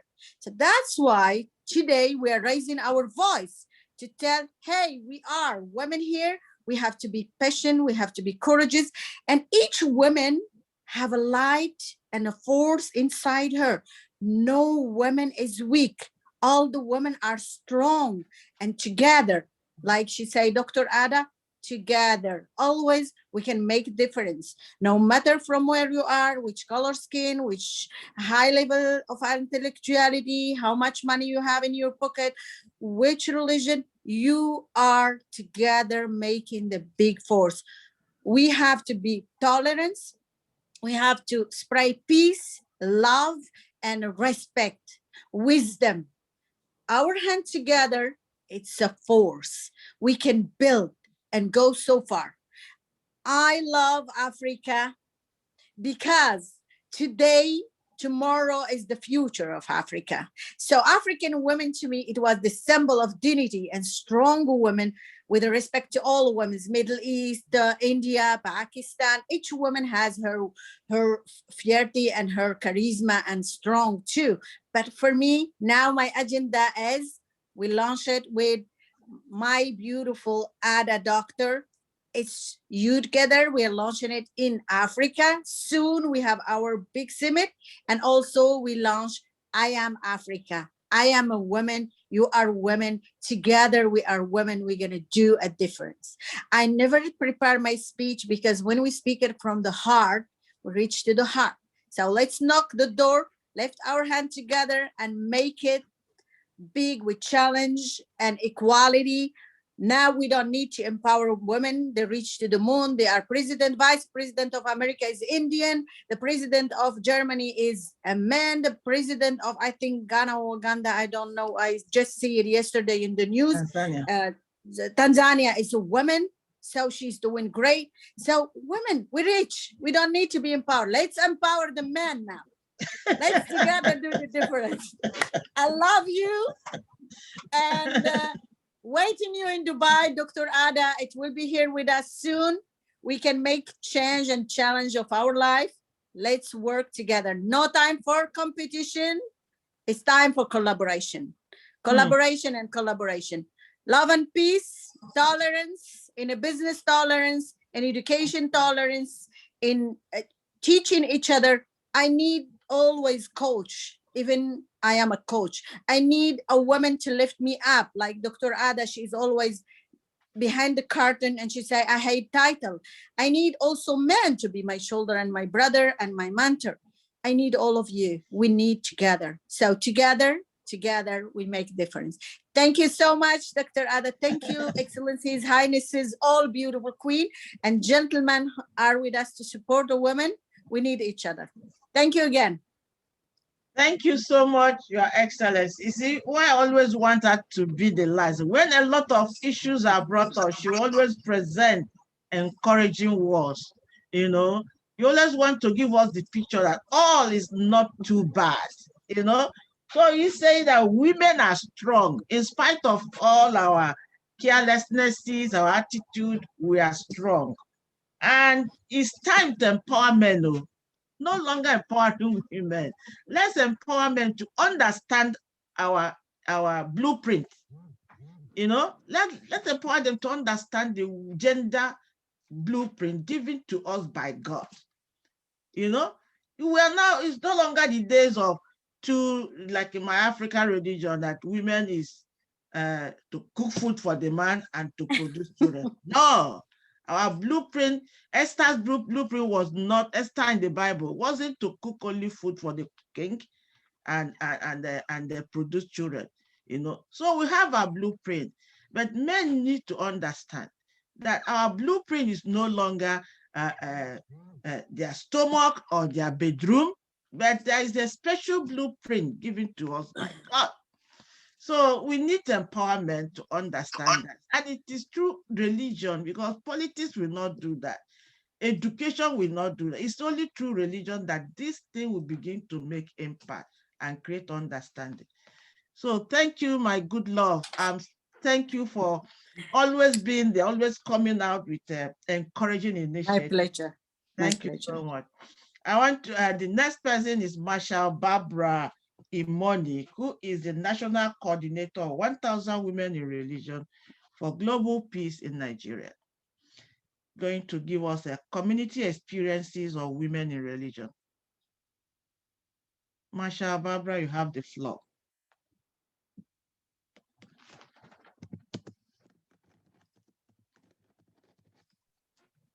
She's muted. Unmute yourself.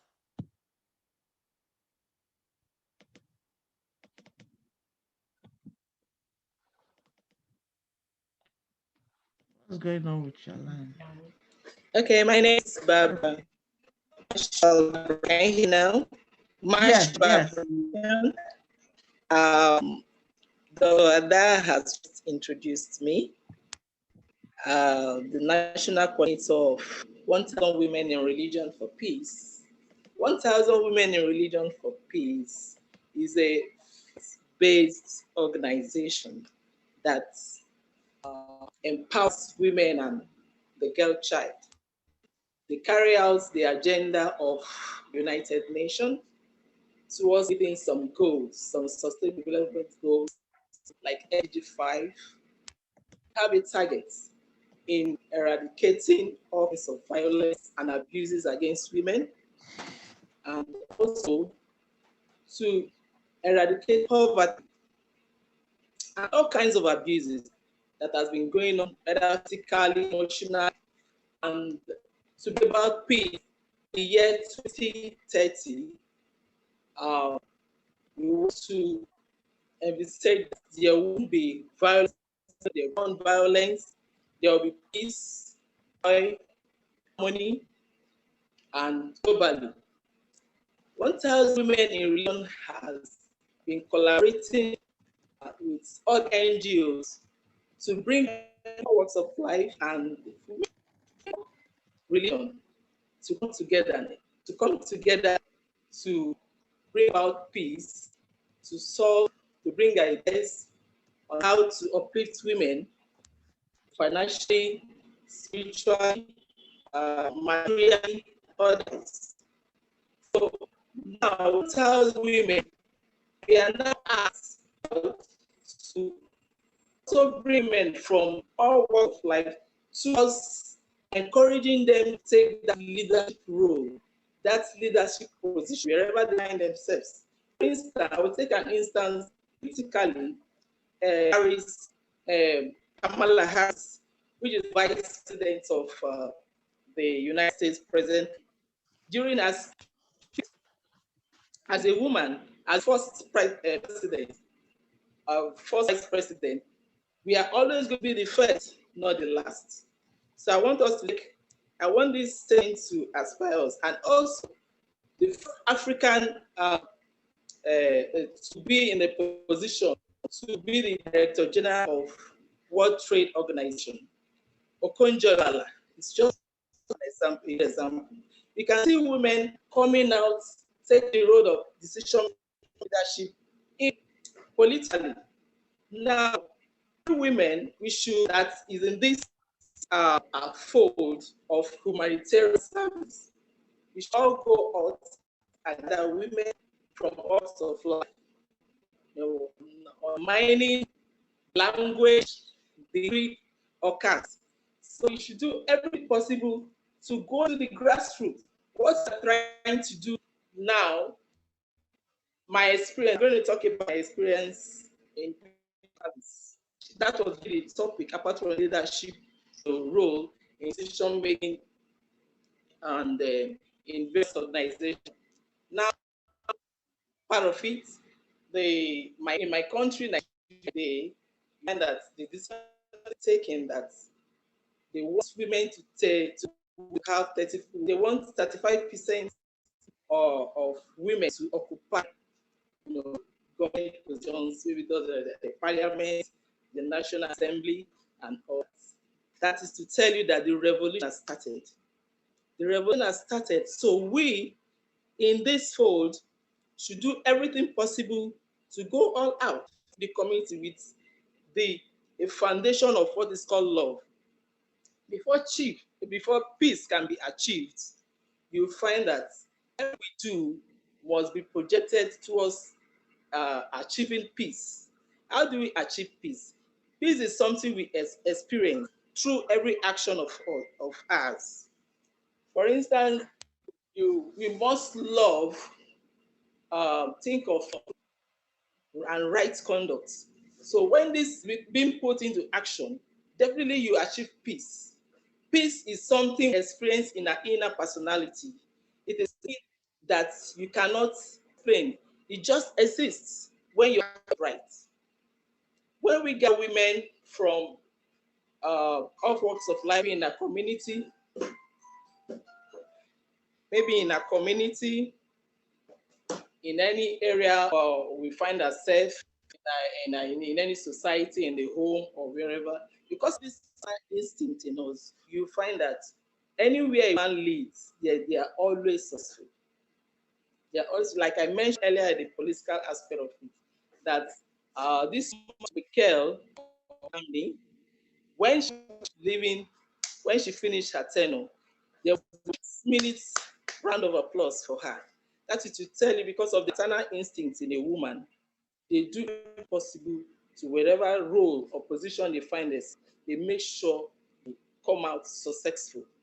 So now go to the grassroots, bring the downtrodden, the less privileged, and see how we can reach people so that they can, through service, by rendering service that will bring peace, that will bring joy, that will bring harmony, that will bring a kind of succor to the depressed.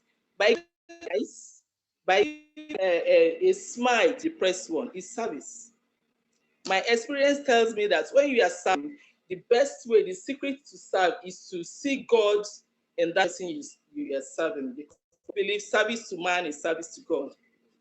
When that motive at the back of your mind, as we women are trying to come out to the forefront, not to be at the back, to take this leadership position in any area, in any position we find ourselves, we should do possible to impact something that we feel, because when we are that energy called love, that love that has no reason, that love that has no season, that love that's totally, that love, when it is being transmitted to the person you are giving, you are advising, to the person you are giving, showing care, that is showing some caring or sharing some things with. So that love touches that person, and that person brings a kind of smile. The person feels this, that something has reached him or her. And I tell you, the life of that person will never be the same. Because they said, I believe in the quotation that the hand that helps is holier than the lips that pray. I remember last week, was it last month? Somebody called me as a volunteer man, partake in, distributing palliatives to a particular community. So a lot of people that were called as they refused to come. They give them money to their house and go serve without translation or what. I told them, let me go. I'll go. Let me get their job. I'll do everything. 1 minute. There's the joy you derive in any community you find yourself. These people you're serving, they also derive some joy. They have that something that they are not being abandoned. Even if it's a palliative, if they 1 minute, 1 minute, Marshall. 1 minute. I preached God. 1 minute remaining. So we should do anything while we serve in any community, wherever we find ourselves, to reach people, bring joy and bring ray of hope them, and let them feel fulfilled. And also we will derive some joy and satisfaction in serving. Thank you very much. Thank you. Whether you mislead, thank you, Marshall Barbara, speaking out of experience as the national coordinator for 1,000 Women in Religion in Nigeria. Thank you for that, sharing your community experiences and noting that we need to have sustainable outreach to the community, reaching to women that are hurting, women in situations, thank you, and also addressing the foundation of love. Thank you so much.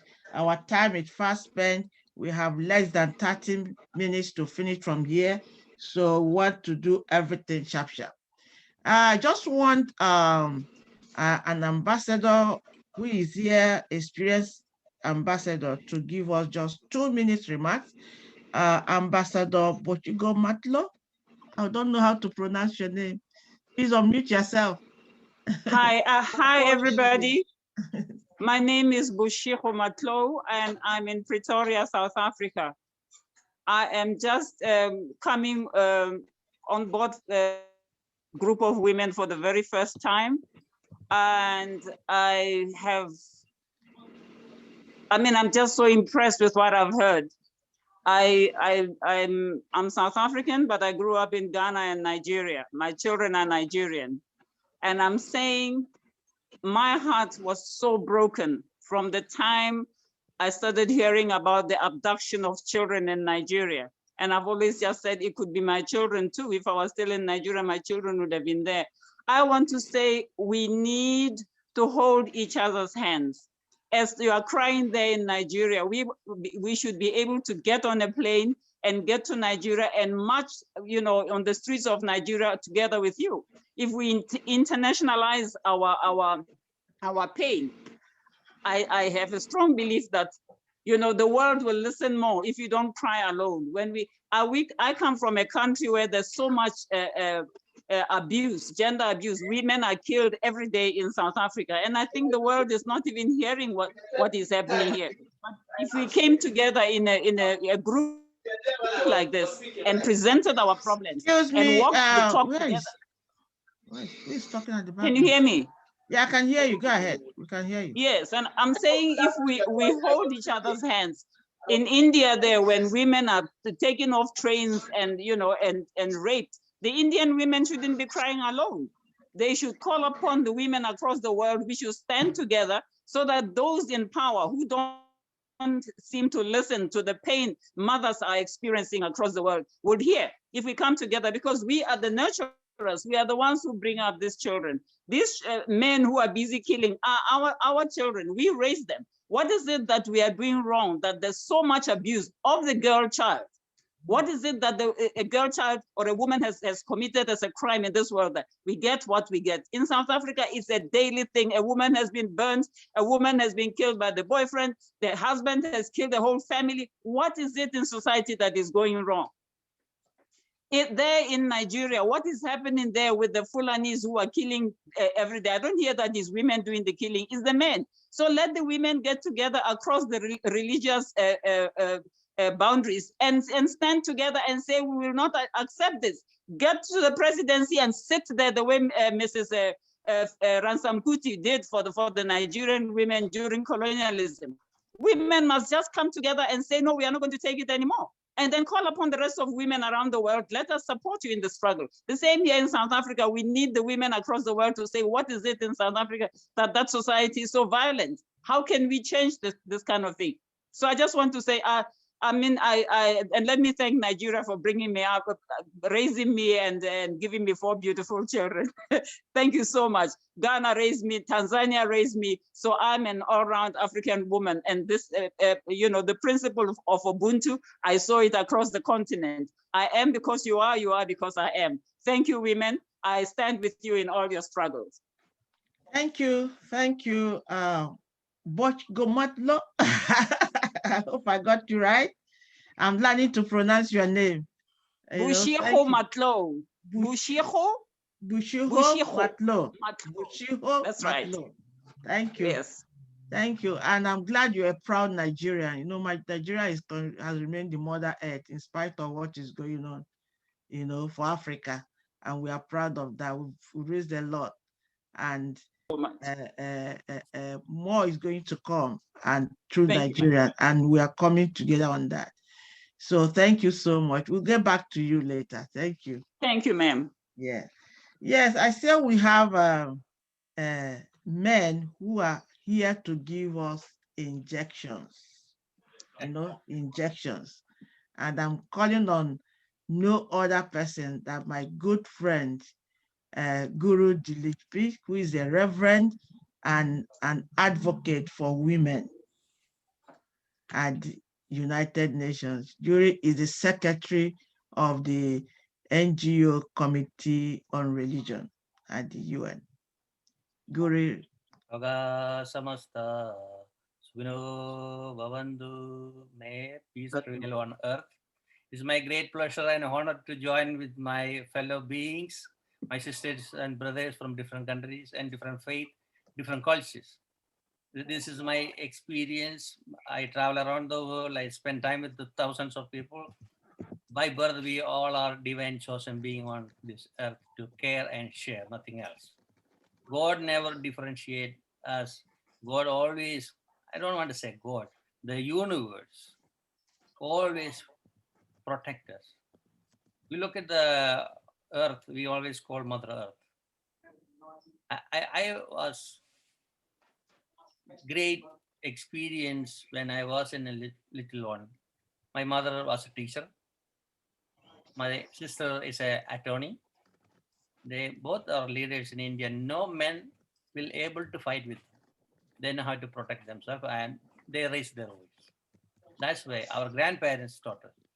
According to Indian culture, actually female and male are equal even in the temples.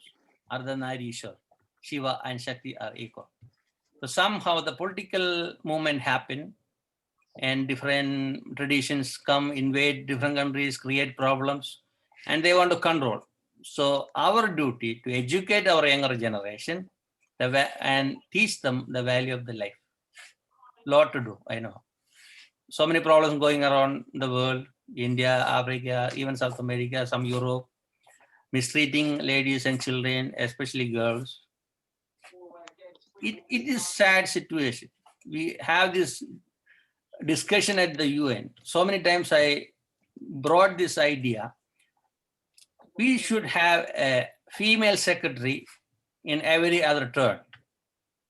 Each ambassador should be a female for a turn, next turn should be a male. In every single position. This is where we bring the equality. When you look at any of my events, public events, you can see 60 to 80% people are females.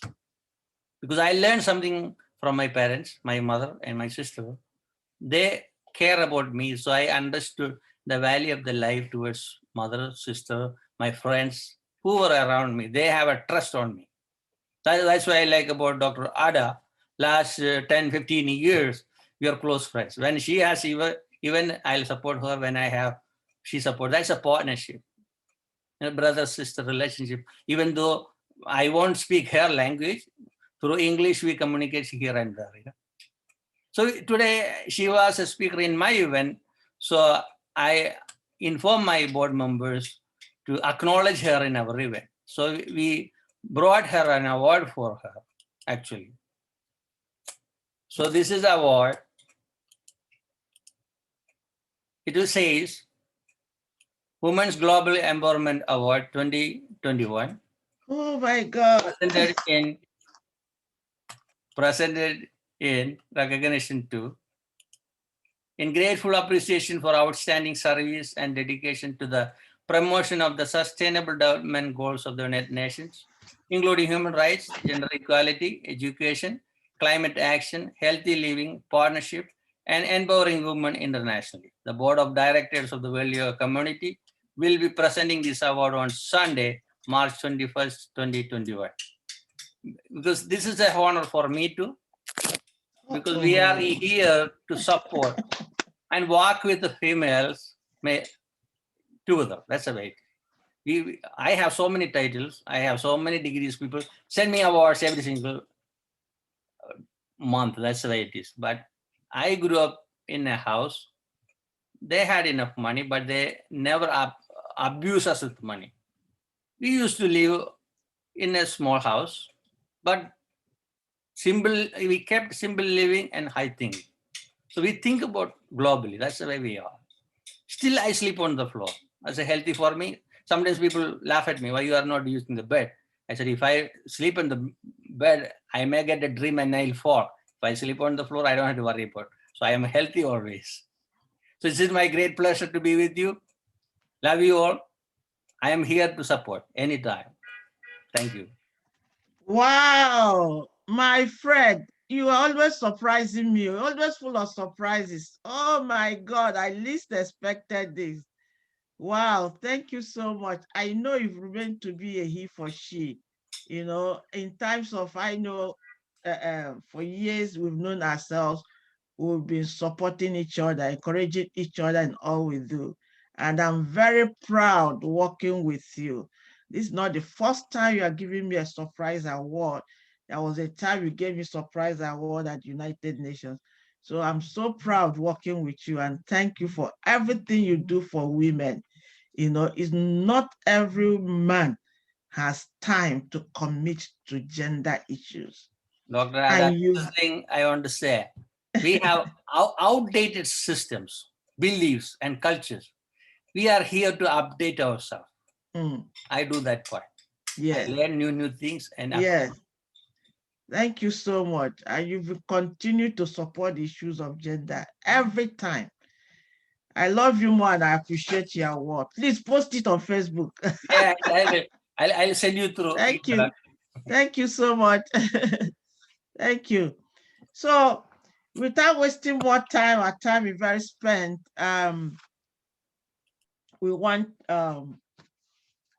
We have 2 chapters of 1,000 women to inaugurate, which is also part of our culture. On the event like this, we inaugurate new chapters.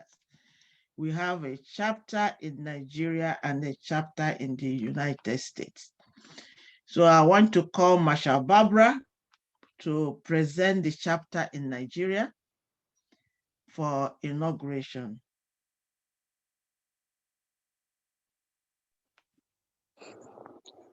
Dr. Ida?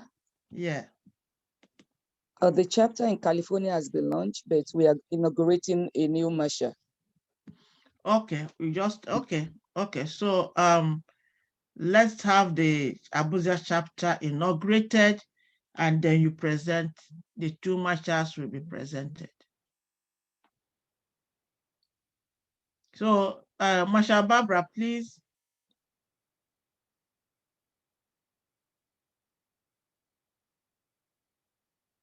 Hello.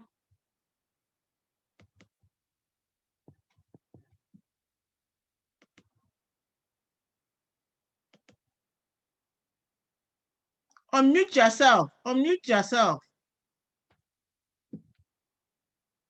Okay. Marshal Susan Deshida, a new chapter president here in Abuja. She's here, right here in this forum with husband that spoke briefly. That's Enji Kunle Adeshida. So she will be inaugurated chapter president of Abuja. So welcome, Susan, Marshal Susan. Welcome. We appreciate you and your husband for taking this leadership step to do some activity for 1,000 women in religion. Thank you for coming. You have been inaugurated today, and leader, you know all required of you towards the upliftment of women in your community.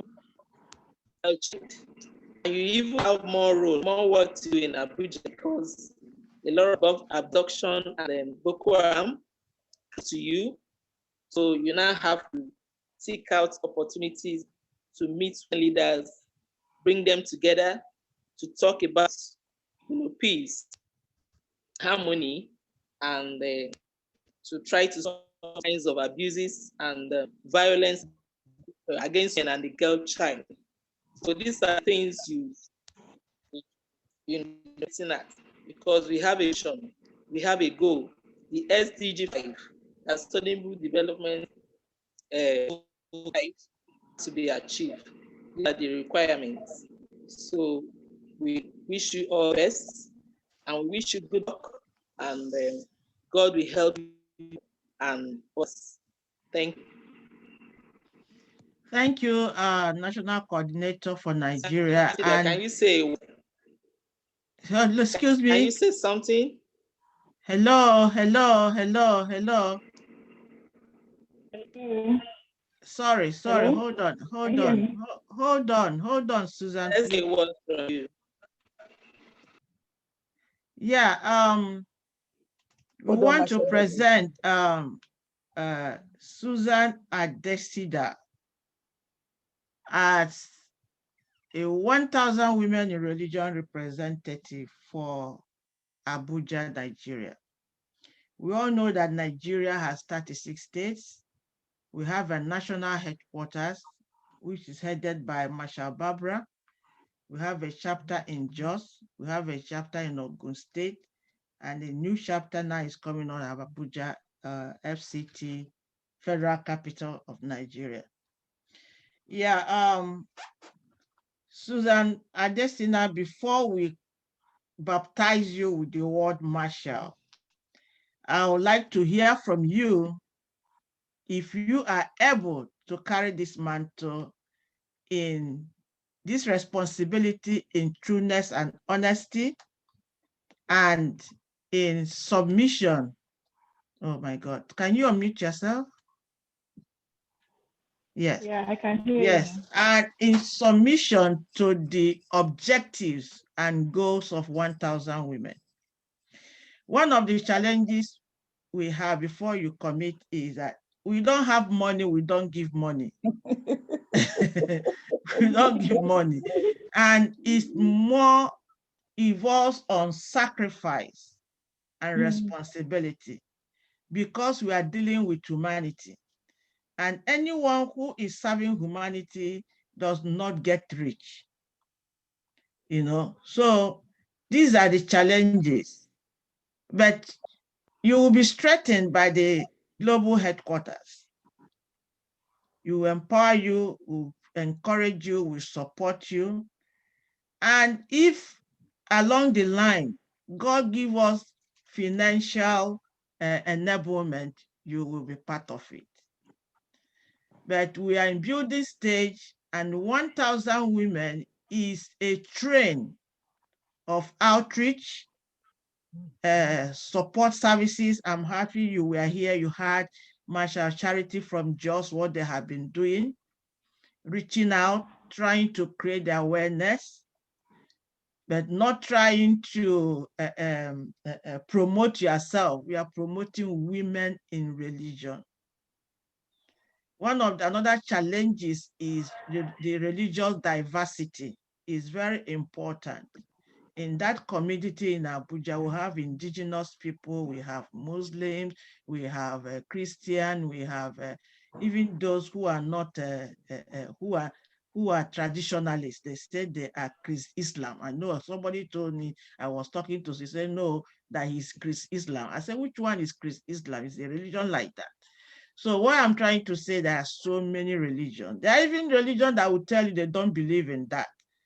But you don't need to be discouraged. People will accuse you. That people, some members you bring, your friends, will say you are United Nations give you money and you are eating, you are not giving them. These are the challenges.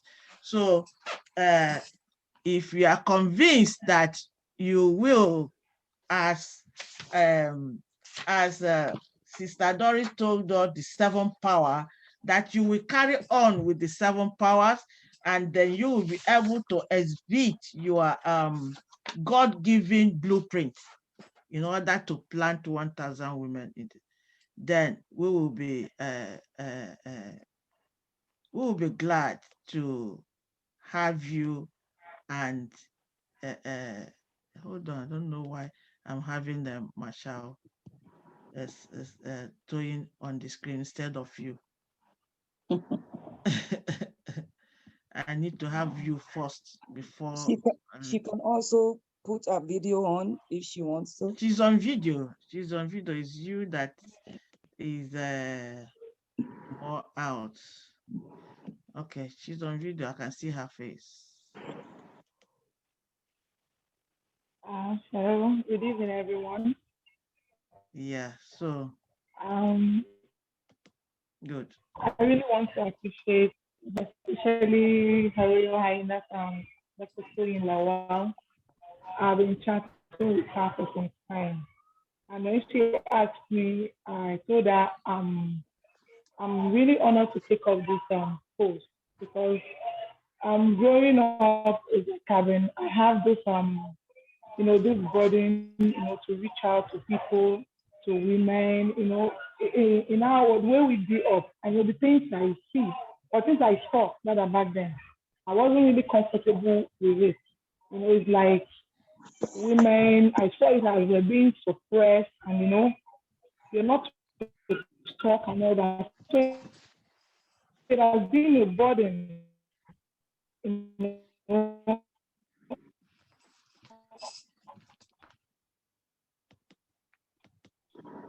my heart.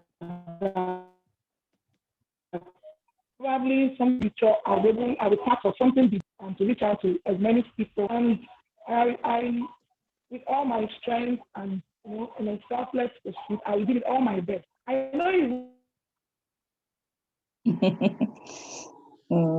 Thank you so much for that acceptance, and well, call on the global president. Easy role is not Hello. The network. Yeah, network. So I would like to call on the global president. All right. To inaugurate the chapter and then crown her Marshal with the title Marshal. All right, thank you so much. Thank you, Marshal Ida. Like you said, so many titles. I thank each and every one of you, all our panelists, all our great speakers. We learned so much from you, and we thank you for staying with us all this time. With the power invested upon me as the global president for 1,000 Women in Religion, I hereby inaugurate Abuja chapter in Nigeria as one of our chapters, and I thank God for that fulfillment today. And therefore, Mrs. Susan Adeshida, I hereby confer unto you the title of Marshal Susan Adeshida, and you are enabled and empowered to bear this title from today onward. Thank you. Congratulations. Please unmute and clap for her. Thank you. Thank you. Thank you. All right. Thank you. Now Thank you. Congratulations. Marshal Susan Adeshida. So anyone that knows her, please put in Marshal Susan Adeshida on her name so that you address her. At times title is good because when you call me Marshal, I remember I have a responsibility. Yeah. But when you call me Ada, I say, oh, how are you? When you say Marshal, oh, I forgot this. So at times it's a reminder, it's the need for remembering and rethinking. So Marshal Susan Adeshida, from today onward, you are called Marshal Adeshida. Marshal Susan. So the ball is in your court, but I'm Dr. Ada. When I see you not performing, I will delete you and delete you and delete you. So as the chief operating officer, when I see you are not performing, I will delete you. I delete you and clean slate. So I don't want to delete your name. Okay. So congratulations. Congratulations. God bless. God will be with you. Yes. And the president, please confer the California chapter leader, coordinator as well. Yeah, before we go to the California chapter, we have the E for she, and that is Marshal Susan Adeshida's husband, Engineer Kunle Adeshida.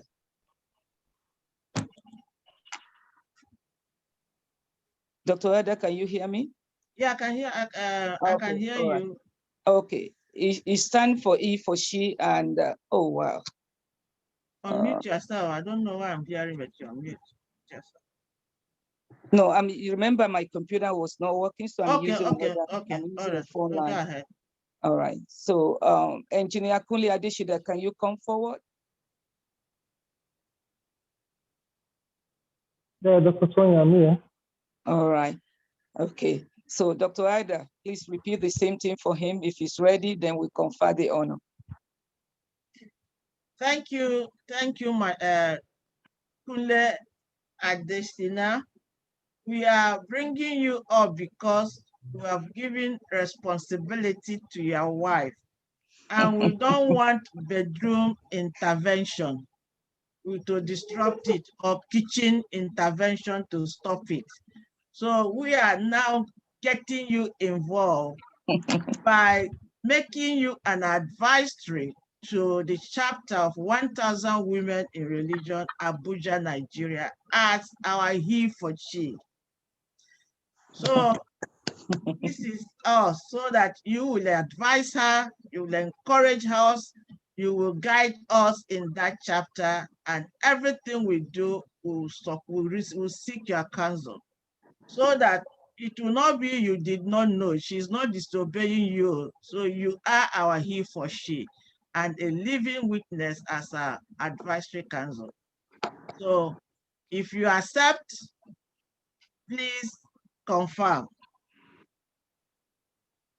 Thank you so much. I really want to appreciate this privilege. Well, it's not something new. We've actually, as a family, we've been running an NGO to actually assist women and children. Dr. Tony is here for the first time. It's called actually Friday School.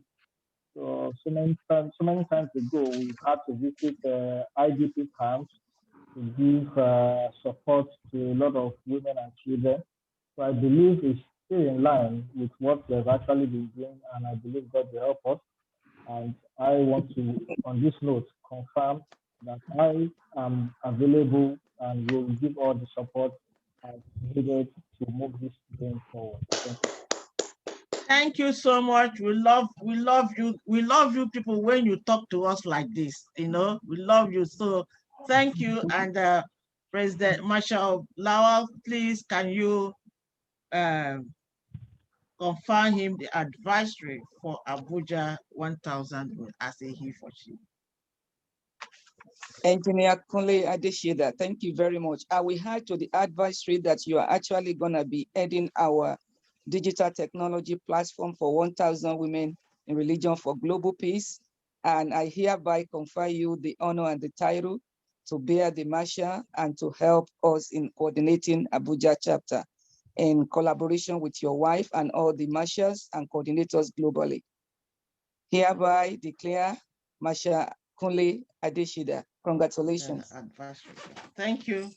Thank you so much. Thank you so much. Thank you. And congratulations to you and your wife. This is the first time in the history of 1,000 Women in Religion we are having husband and wife together. Can you just clap for them, please? Yes. Congratulations. The wife is the marshal, the husband is the advisory marshal. So what a this is a good deal. Thank you so much. Congratulations. Thank you. Yes, can you, Marshal Shola Ayodele, can you call for Carolina Soriano, please?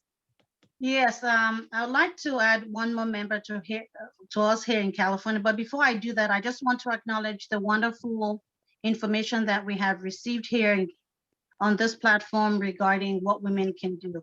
I just do not want to overlook the fact that we've had COVID and how it's affecting women all over the world. The numbers are showing that this deadly illness is affecting women more than any other sex all over the world. In addition to that, I'm sure you all know that this past week, in terms of deaths, that we had a sick man go to the state of Georgia to kill women. So we cannot just overlook the fact that all this injustice is happening just in Africa or other parts, but it's also happening here in the United States. But I'd like to also now introduce one of our latest marshals here in California. Her name is Karenina Soriano. She's a nurse She's a great advocate. And I know with COVID ending, we'll see more of the strength that she's going to be able to bring and help us here in the state of California. Welcome, Ms. Soriano Karenina. Good morning. Hi. Thank you for this opportunity. Can we have your face, please, if possible? Casey, please show your face. Okay, hold on. Let me This is just go here for to. Yeah. Yeah. Ambassador Lawa, can we have her face first? Hello. She's right there. Yes. Hi, Okay, good let me morning. see.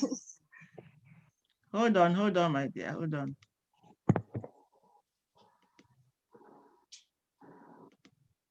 Okay.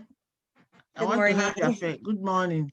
I wasn't So that expecting that I'm going to be on the video, but thank you for this That's opportunity. very good. You look good. Thank you. Thank you for this opportunity. Prepared. Huh? Yeah, I wasn't prepared. Yeah. That's good. Yeah, thank you for this opportunity. Being hopefully be one of a part of the part of the 1,000 Women for Religion. I would do my best to participate with the cause of the organization. Thank you, Karenina, right? Call her You Casey. can call me Casey. Oh, Casey, better. I call you Casey before I bite my tongue. Okay. So it is interesting to have you, and I'm glad you are excited. I can see the excitement in you, and I thank God that God will strengthen you to help the mission of 1,000 women. You see, California state is a very important state to 1,000 women because that holds the global health secretariat of 1,000 women. You know that Pastor Tony resides in California state. So California is a very important state to us for the mission of 1,000 women in religion. So I'm glad that you are able to accept to help us strengthen it, because I've been fighting with Dr. Lawal that I don't see anything coming from that. And if there's nothing coming, I'll close the UN office so that the thing will die. I've been telling. So now that God has asked that cry and you are on board, we want to see more movement. We want to see the secretariat strengthened by the activities in the state. So God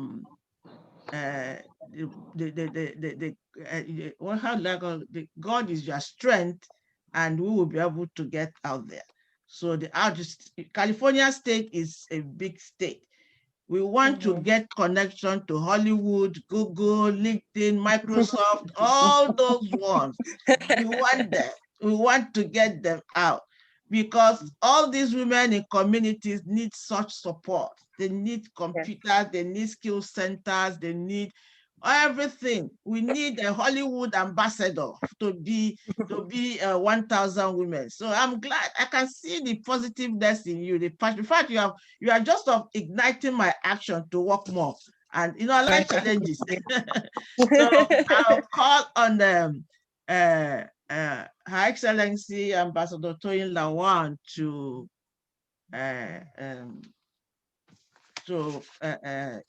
induct you officially. Right. Thank you so much, Macha Ada. And I thank all of you again, all our panelists and our participants that are still with us towards this last section. Casey, Carolina Camille Soriano, thank you so much. She has been very helpful in the initiative of COVID-19 testing and also vaccines. She's been with me all across California, carrying out, these COVID-19 initiatives. So I'm so glad, and it's a privilege and honor to confer onto you the title of Masha Carolina Camille Soriano, part of our California chapter, a very active one, as a Masha. Congratulations. Thank you so much. Thank you. So from today, we have Masha Casey Soriano, right? Yes. Thank you Thank so you. much. Congratulations. Thank Congratulations. you. Wow, Thank you so much. it is such a day, you know. We drove around the globe, you know, from one end to the other. What a day. Thank God to technology, and thank God for every of us who have been patient, who called in, who are patient listening, those sending questions on the chat, those making comments to speakers, to presentations, and all the rest of them. I must thank especially all our panelists,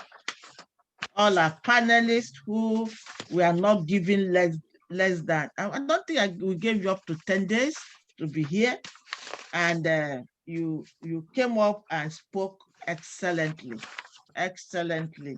Dr. Shoibo, Sister Olamide, Professor Akachuku, my good sister from Anibo, Princess Motlong, Her Royal Highness Engineer Shapa, Marshal Doreen, Dr. Ruby, Sister Doris Hampton. Sister Doris Hampton will reach out more to you. We want to get involved with your network of religion in your foundation, to see how we can collaborate together for our forthcoming conference in August. Dr. Lady Abinate, wonderful remarks on leadership and experiences. Marshal Pastor Charity Dina, Her Excellency Laila Rahul, Marshal Barbara Imonion, our Global President, Ambassador Dr. Sadiat Lawal, and all our recipients and those who accepted position, the couple, Marshal and Marshal Adesina, and Casey, Marshal Casey. We also have our people, those that made remarks. I've forgotten the name again. Boshingo Matlo. Boshingo Matlo, yes. You know, my good friend, Reverend Duruji, and Dr.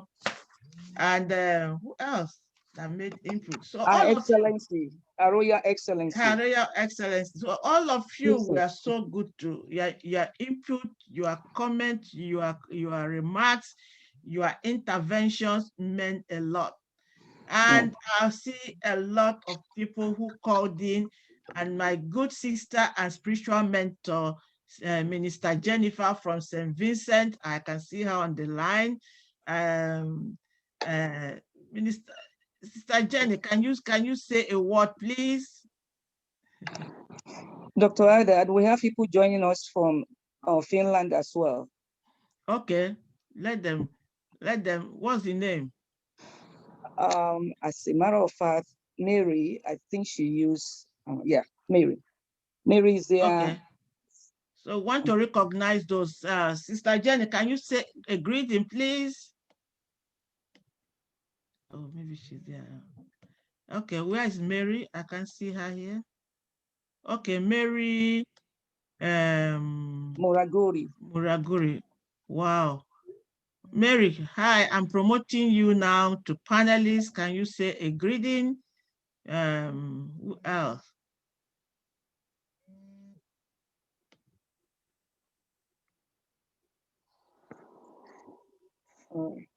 Hello, greetings from Finland. Good. Thank you. Thank you, Mary, for joining us. And we are looking forward to have a 1,000 Women chapter in Finland by next week. Thank you. Thank you. Thank you. And which other one? All of you, we have so much fun, and we learned a lot from each and every one of us. Please share your information on this, on the WhatsApp, on the chat group. Send email to 1,000 Women in Rel 4 for globalpeace@gmail.com. I've shared the email on the chat before. Send us email so that we can reach out to you, and then send you certificate on this presentation, on this event. And Thank Dr. you so Ida, much. let's remind them that we will be communicating with them for the next level, Decade of Action, because this will be like a monthly event for us to carry Yes. this legacy forward. Yes, yes. So no, her legacy voice is a monthly discussion. Every month we must have set of religious people to run the voices. So it's a boy. And then in August we are having a conference, an international conference. So I believe that we are in together. And I'm already with 2 speakers or 3 speakers from here for August already. So I'm so glad that I heard from all of you. So thank you for coming, and God bless you all, and let's keep the movement on. Let Dr. us Ida, recover. Yes. sorry, there's a question on the chat for COVID-19 vaccine. I don't know if the person is still there. I just want to answer that, if that is okay, quickly. The question Okay. says Okay. that I the thought you women, answered it privately, but the question is no longer there. oh, I still Yeah. see this. Oh, okay. Yeah. The question is no longer. It says answered. Yeah. Okay. Yeah. So. Oh, no, she's still there. She is not here. Okay. Okay.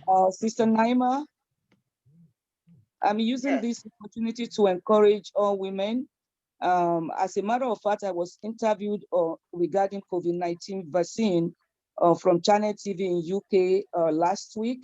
I did encourage all women, and I'm also encourage all of us here now, regardless of all the myths, let's bust the myths. We all need to work together to really bust this pandemic. Either COVID-19 vaccine, Pfizer, Astra, J&J, Moderna, they are helpful for us to be connected so that we are immune against this disease. We encourage women, please participate as much as possible. In US, they are using tier level to receive the vaccine. When your tier is being called, please go forward for it. If you have any further questions regarding COVID-19, you can interact with me privately. My email and address is on the chat so that we can talk much more on all the side effects and other questions that you may have regarding COVID-19 vaccine. Thank you. Thank you, Marshall Stoyin, for that injection. Pray and be strong and take it. So that is the new normal. So we're into the new normal. So that is it. So it's nice having all of you here, and thank you so much for all your input, your remarks, your presentations. They were all informative and educative. So we are going to build on that. And so sorry, Dr. Ada. okay. We have the CDC representative among us. Sorry, I just saw the chat now. That is Miss Eunice Downey Jackson. Okay. Just to recognize her. Okay.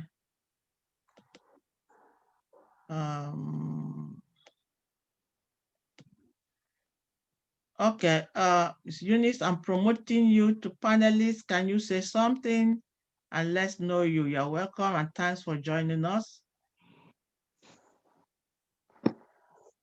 Where are you? She's right there.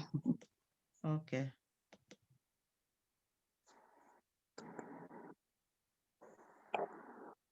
Yeah, you have a second. Thank you so much for the invitation. I really enjoyed everyone that shared. I really enjoyed it. I even took a whole page of notes.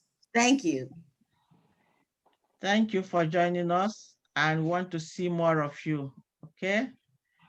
I'm trying to get the opening remarks of the UN Women Executive Director for us to listen as we call out. So give me a moment.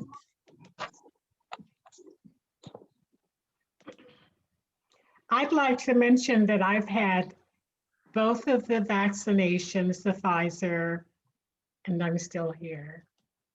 And I encourage all ladies to please get the vaccine. Thank you. Thank you.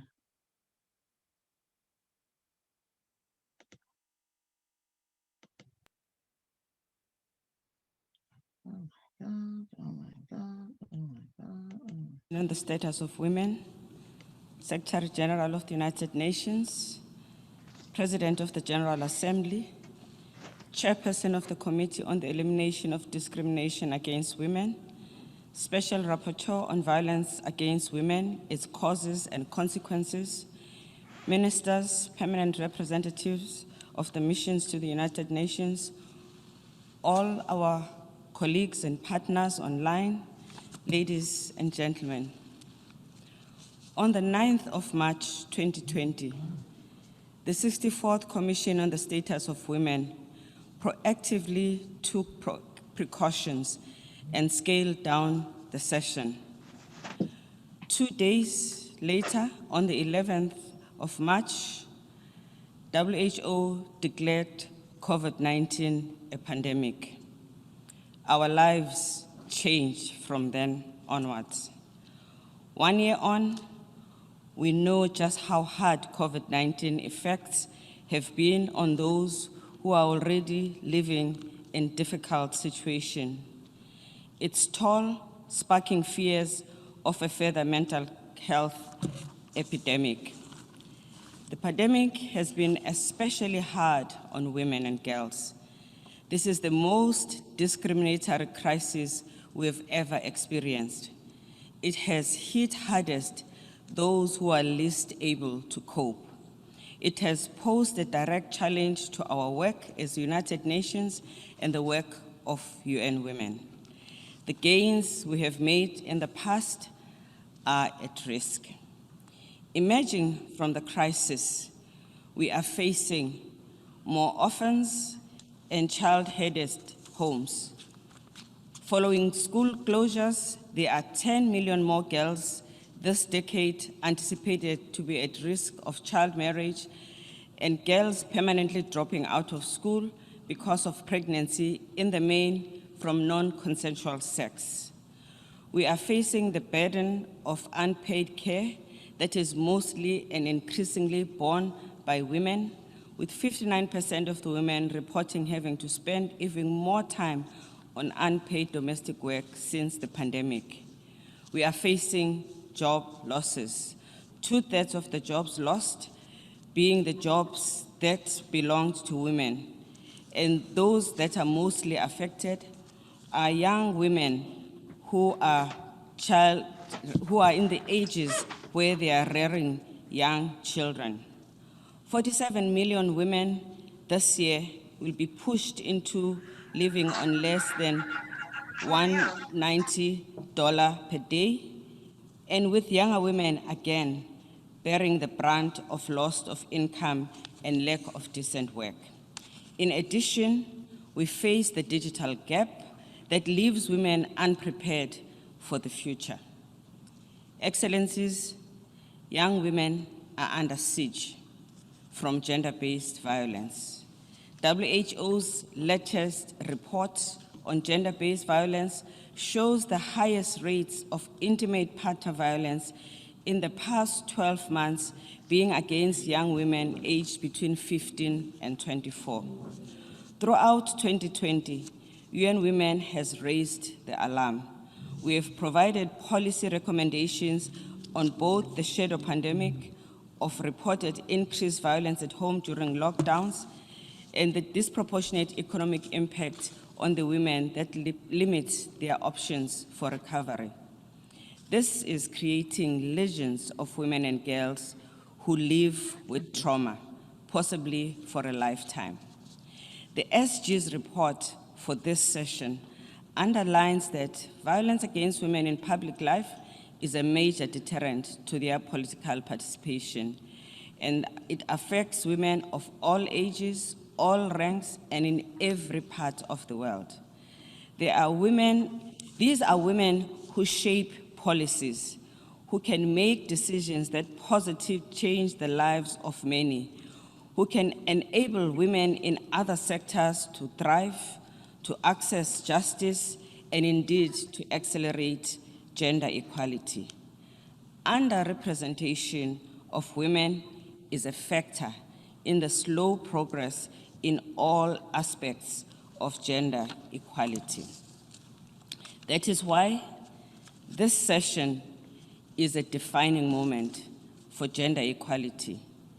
At this session, you can propose agreed conclusions that take us forward. Your conclusions on this year's priority theme have the potential to stop regression, refocus priorities, and move the whole agenda forward by making sure that women are in the at the high table. It is inconceivable that we can address the situation that is faced in the main by women and solve the problems that women and girls face without the women themselves taking part in decision making. We currently confront the two biggest challenges of our generation: the COVID-19 pandemic and its consequences, and the unfolding climate change crisis. In both, women are disproportionately affected, and in neither are women appropriately represented as negotiators and policymakers. In recent survey of COVID-19 task forces from 87 countries, we found that less than 5% of those task forces had gender parity in the composition of their membership. This gives men the self-imposed, impossible task of making the right decisions about women without the benefit of women's insight. And this needs to be set right without delay, or we stand to lose. As this year, November, there is the UN Climate Change Conference. It is more important than ever that we get this right, starting with delegations that are going to be participating in that important gathering, some of whom are currently do not include women. Other reports tell us that in key public sector, including those where women dominate, such as health, men continue to hold most of the position, as high as 70% of the positions. And of course, this also is marking change, no change from previous year. In the private sector, the situation is even worse. The stereotypes that men are more capable leaders persist, and this we also need to change.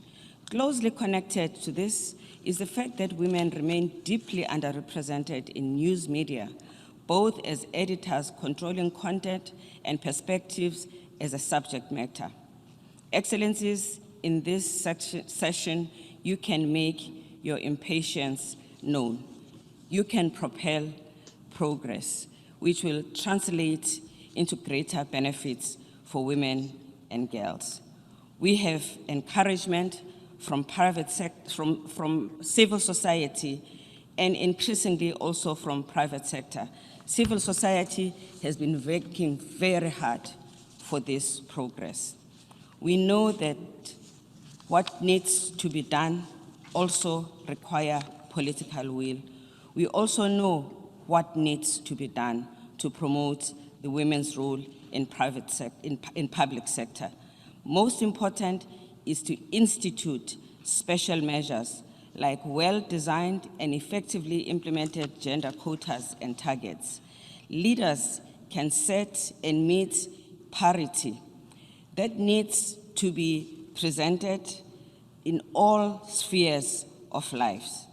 We know that this can happen. We now have 13 countries with gender equal cabinets, down from 14 countries, sorry. And this is something we can emulate because 13 is way too low. Our own Secretary General has decisively used his executive power to change the gender balance of leaders in the UN system. We currently see women in the UN holding 50% of the most senior positions. Excellencies, neither the pandemic nor the financial crisis deters us from making progress in the representation of women. In fact, quite the opposite. The pandemic shows us how much we need the change so that we can truly build back better. Representation of women in decision-making is the only way to build back better, in a gender-responsive manner, in an equitable manner, and in a greener manner. We know from the work of the Interparliamentary Union that change is possible. We today celebrate gains that we have made. In Estonia, the Prime Minister and President are both women. In Lithuania, the share of women in government went up from 8% to 43%.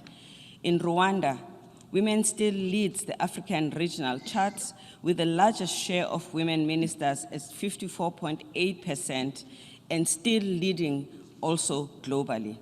In the United States, women in charge of ministerial portfolio rose from 17% in 2020 to 46% in 2021. In Nicaragua, women lead the region with 59% of ministries led by women. In Mongolia, they progressed from 6.7% of women ministers in 2020 to 18.8% in 2021. Excellencies, change is possible. Political will is critical in that respect.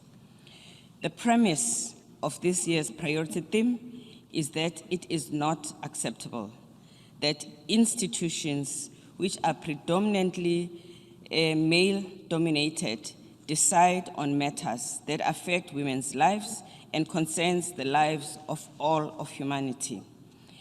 In another governance situation, this would not be considered ethical for stakeholders to have little or no say in the decisions and policies that concern them. This session of the Commission gives us the tool to stimulate game-changing and much-needed concerted increase in women's representation through the agreed conclusion.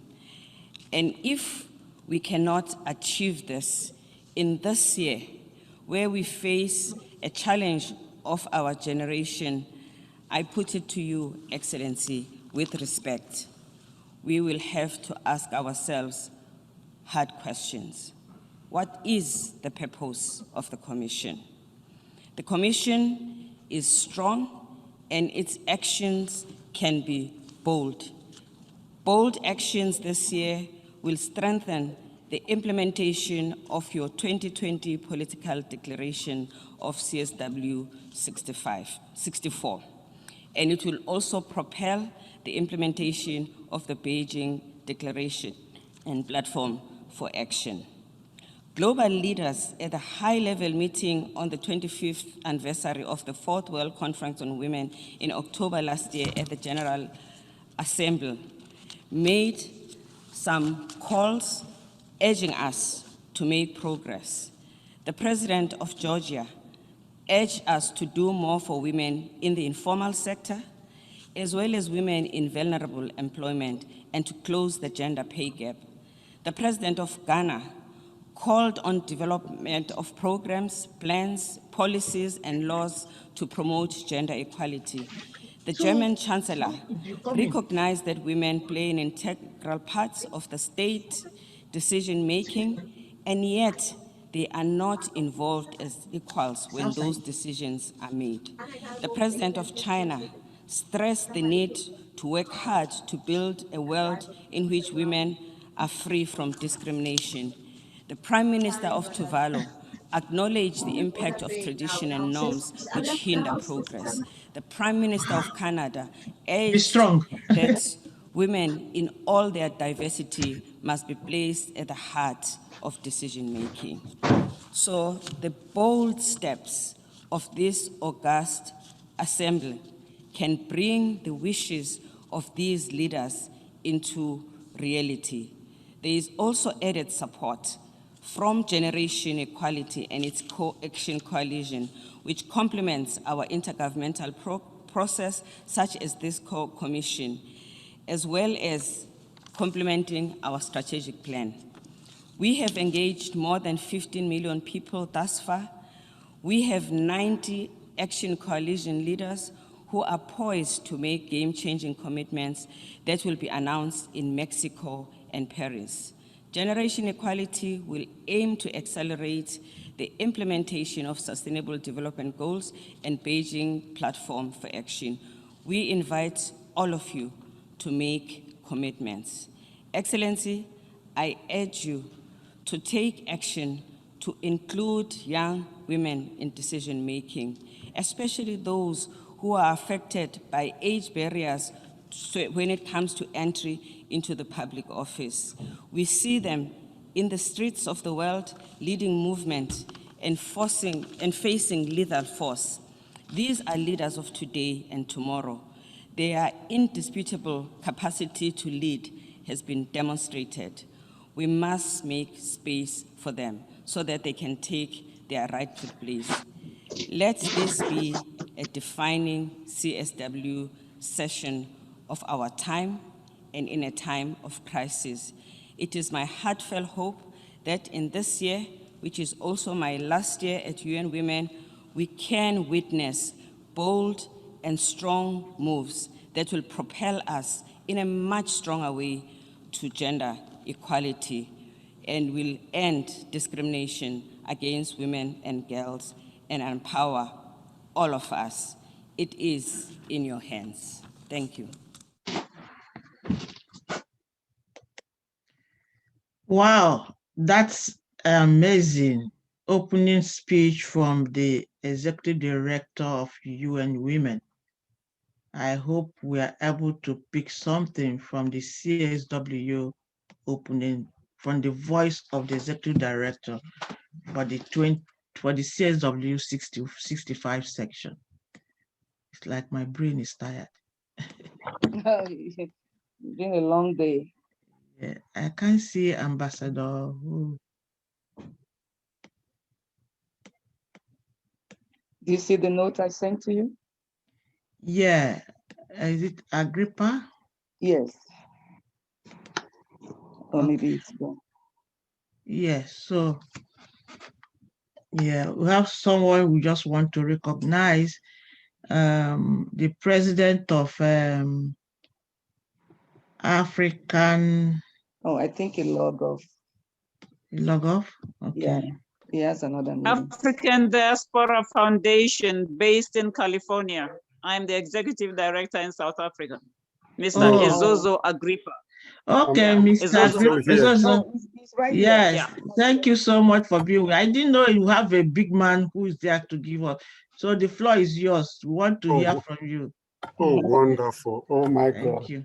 I couldn't thank all of you enough, but first of all, my older sister, Boshi Matlo from South Africa, she texted me this morning that this conference is going on. And I recognize my dearest sister, Dr. Lawal, who we work at UCLA together. We live in the same city. We share the same vision for peace, for women empowerment.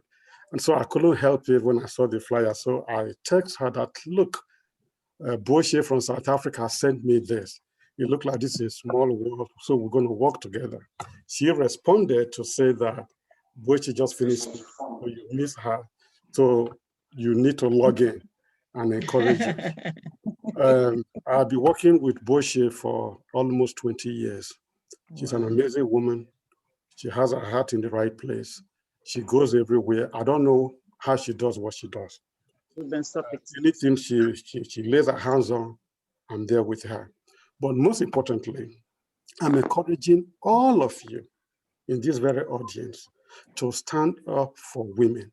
Every time I speak, whether it's in Geneva, I always recognize women because men, including me, we have destroyed the whole entire world.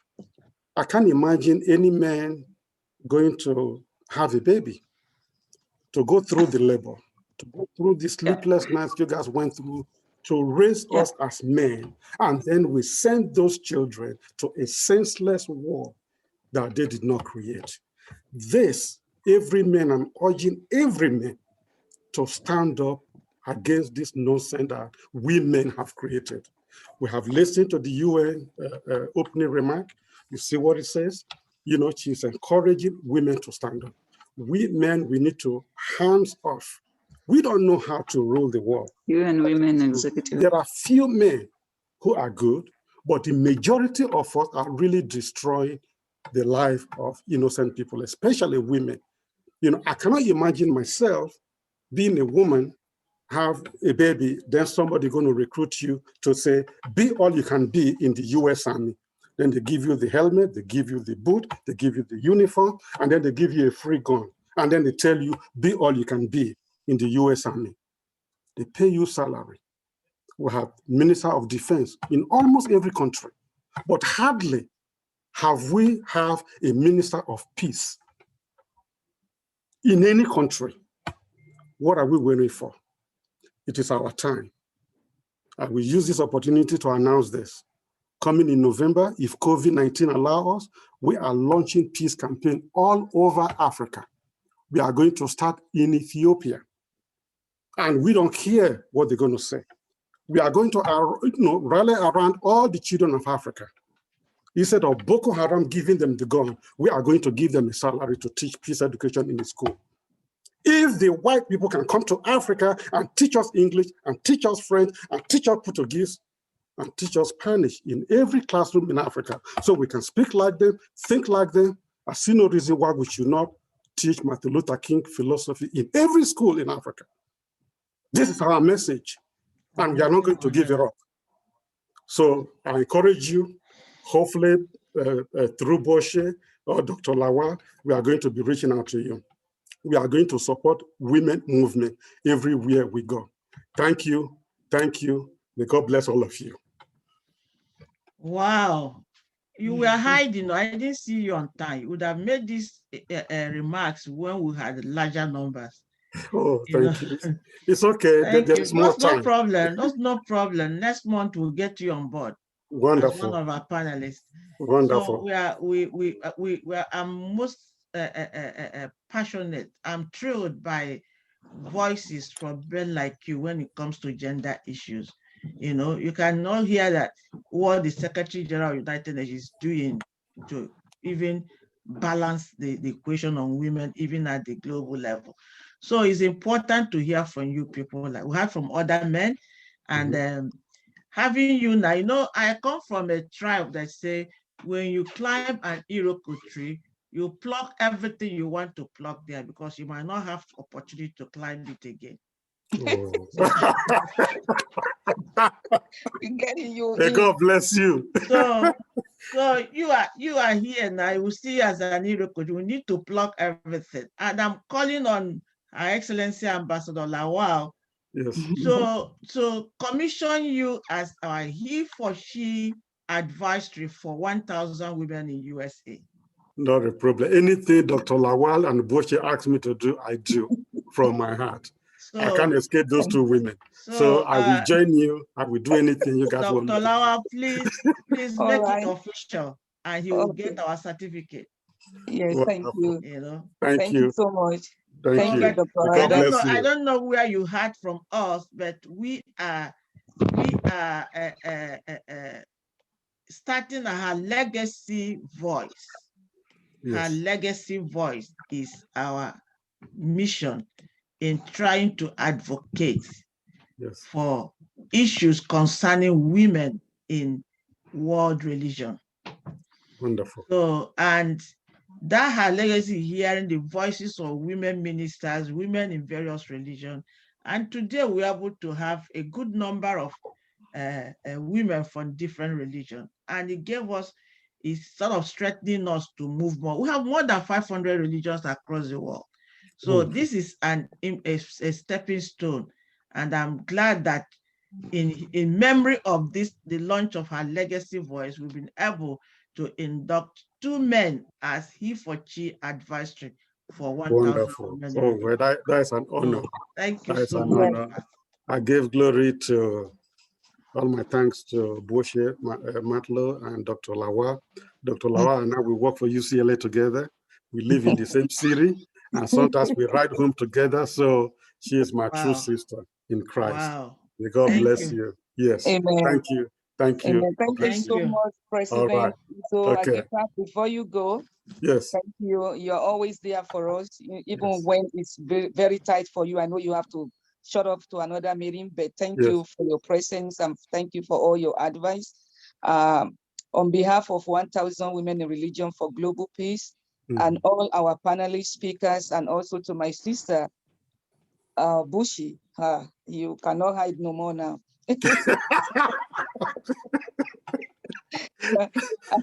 I hereby confer the title to you as our advisory and honor you with the title of Masha as well. And you are our advisory for 1,000 Women in Religion for Global Peace across the world, not only in California. So we take up the cross together and we are working Wonderful. together. Thank you. Congratulations, my Thank brother. you. Thank you. God bless you. God bless you. Thank you. Thank you. Thank you. Thank I've you. been waiting I'm for this humble. Yes. long time.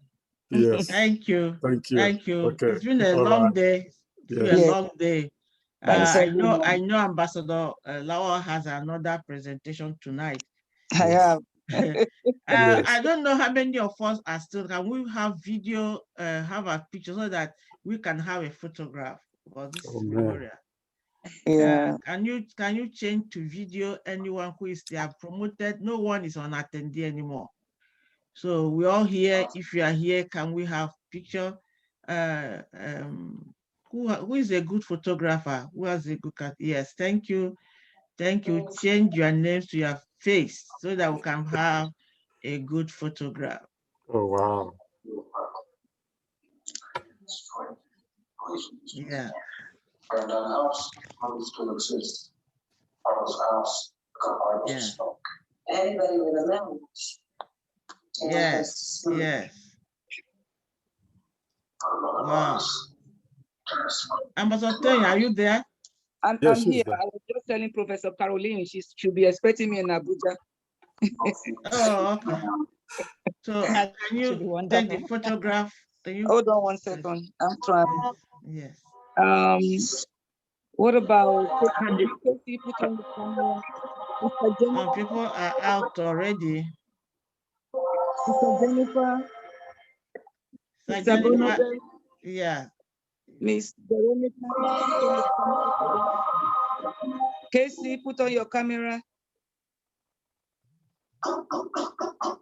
My Dubai people, they already left, and this one, Switzerland. Okay, all right. Post very well. Yeah.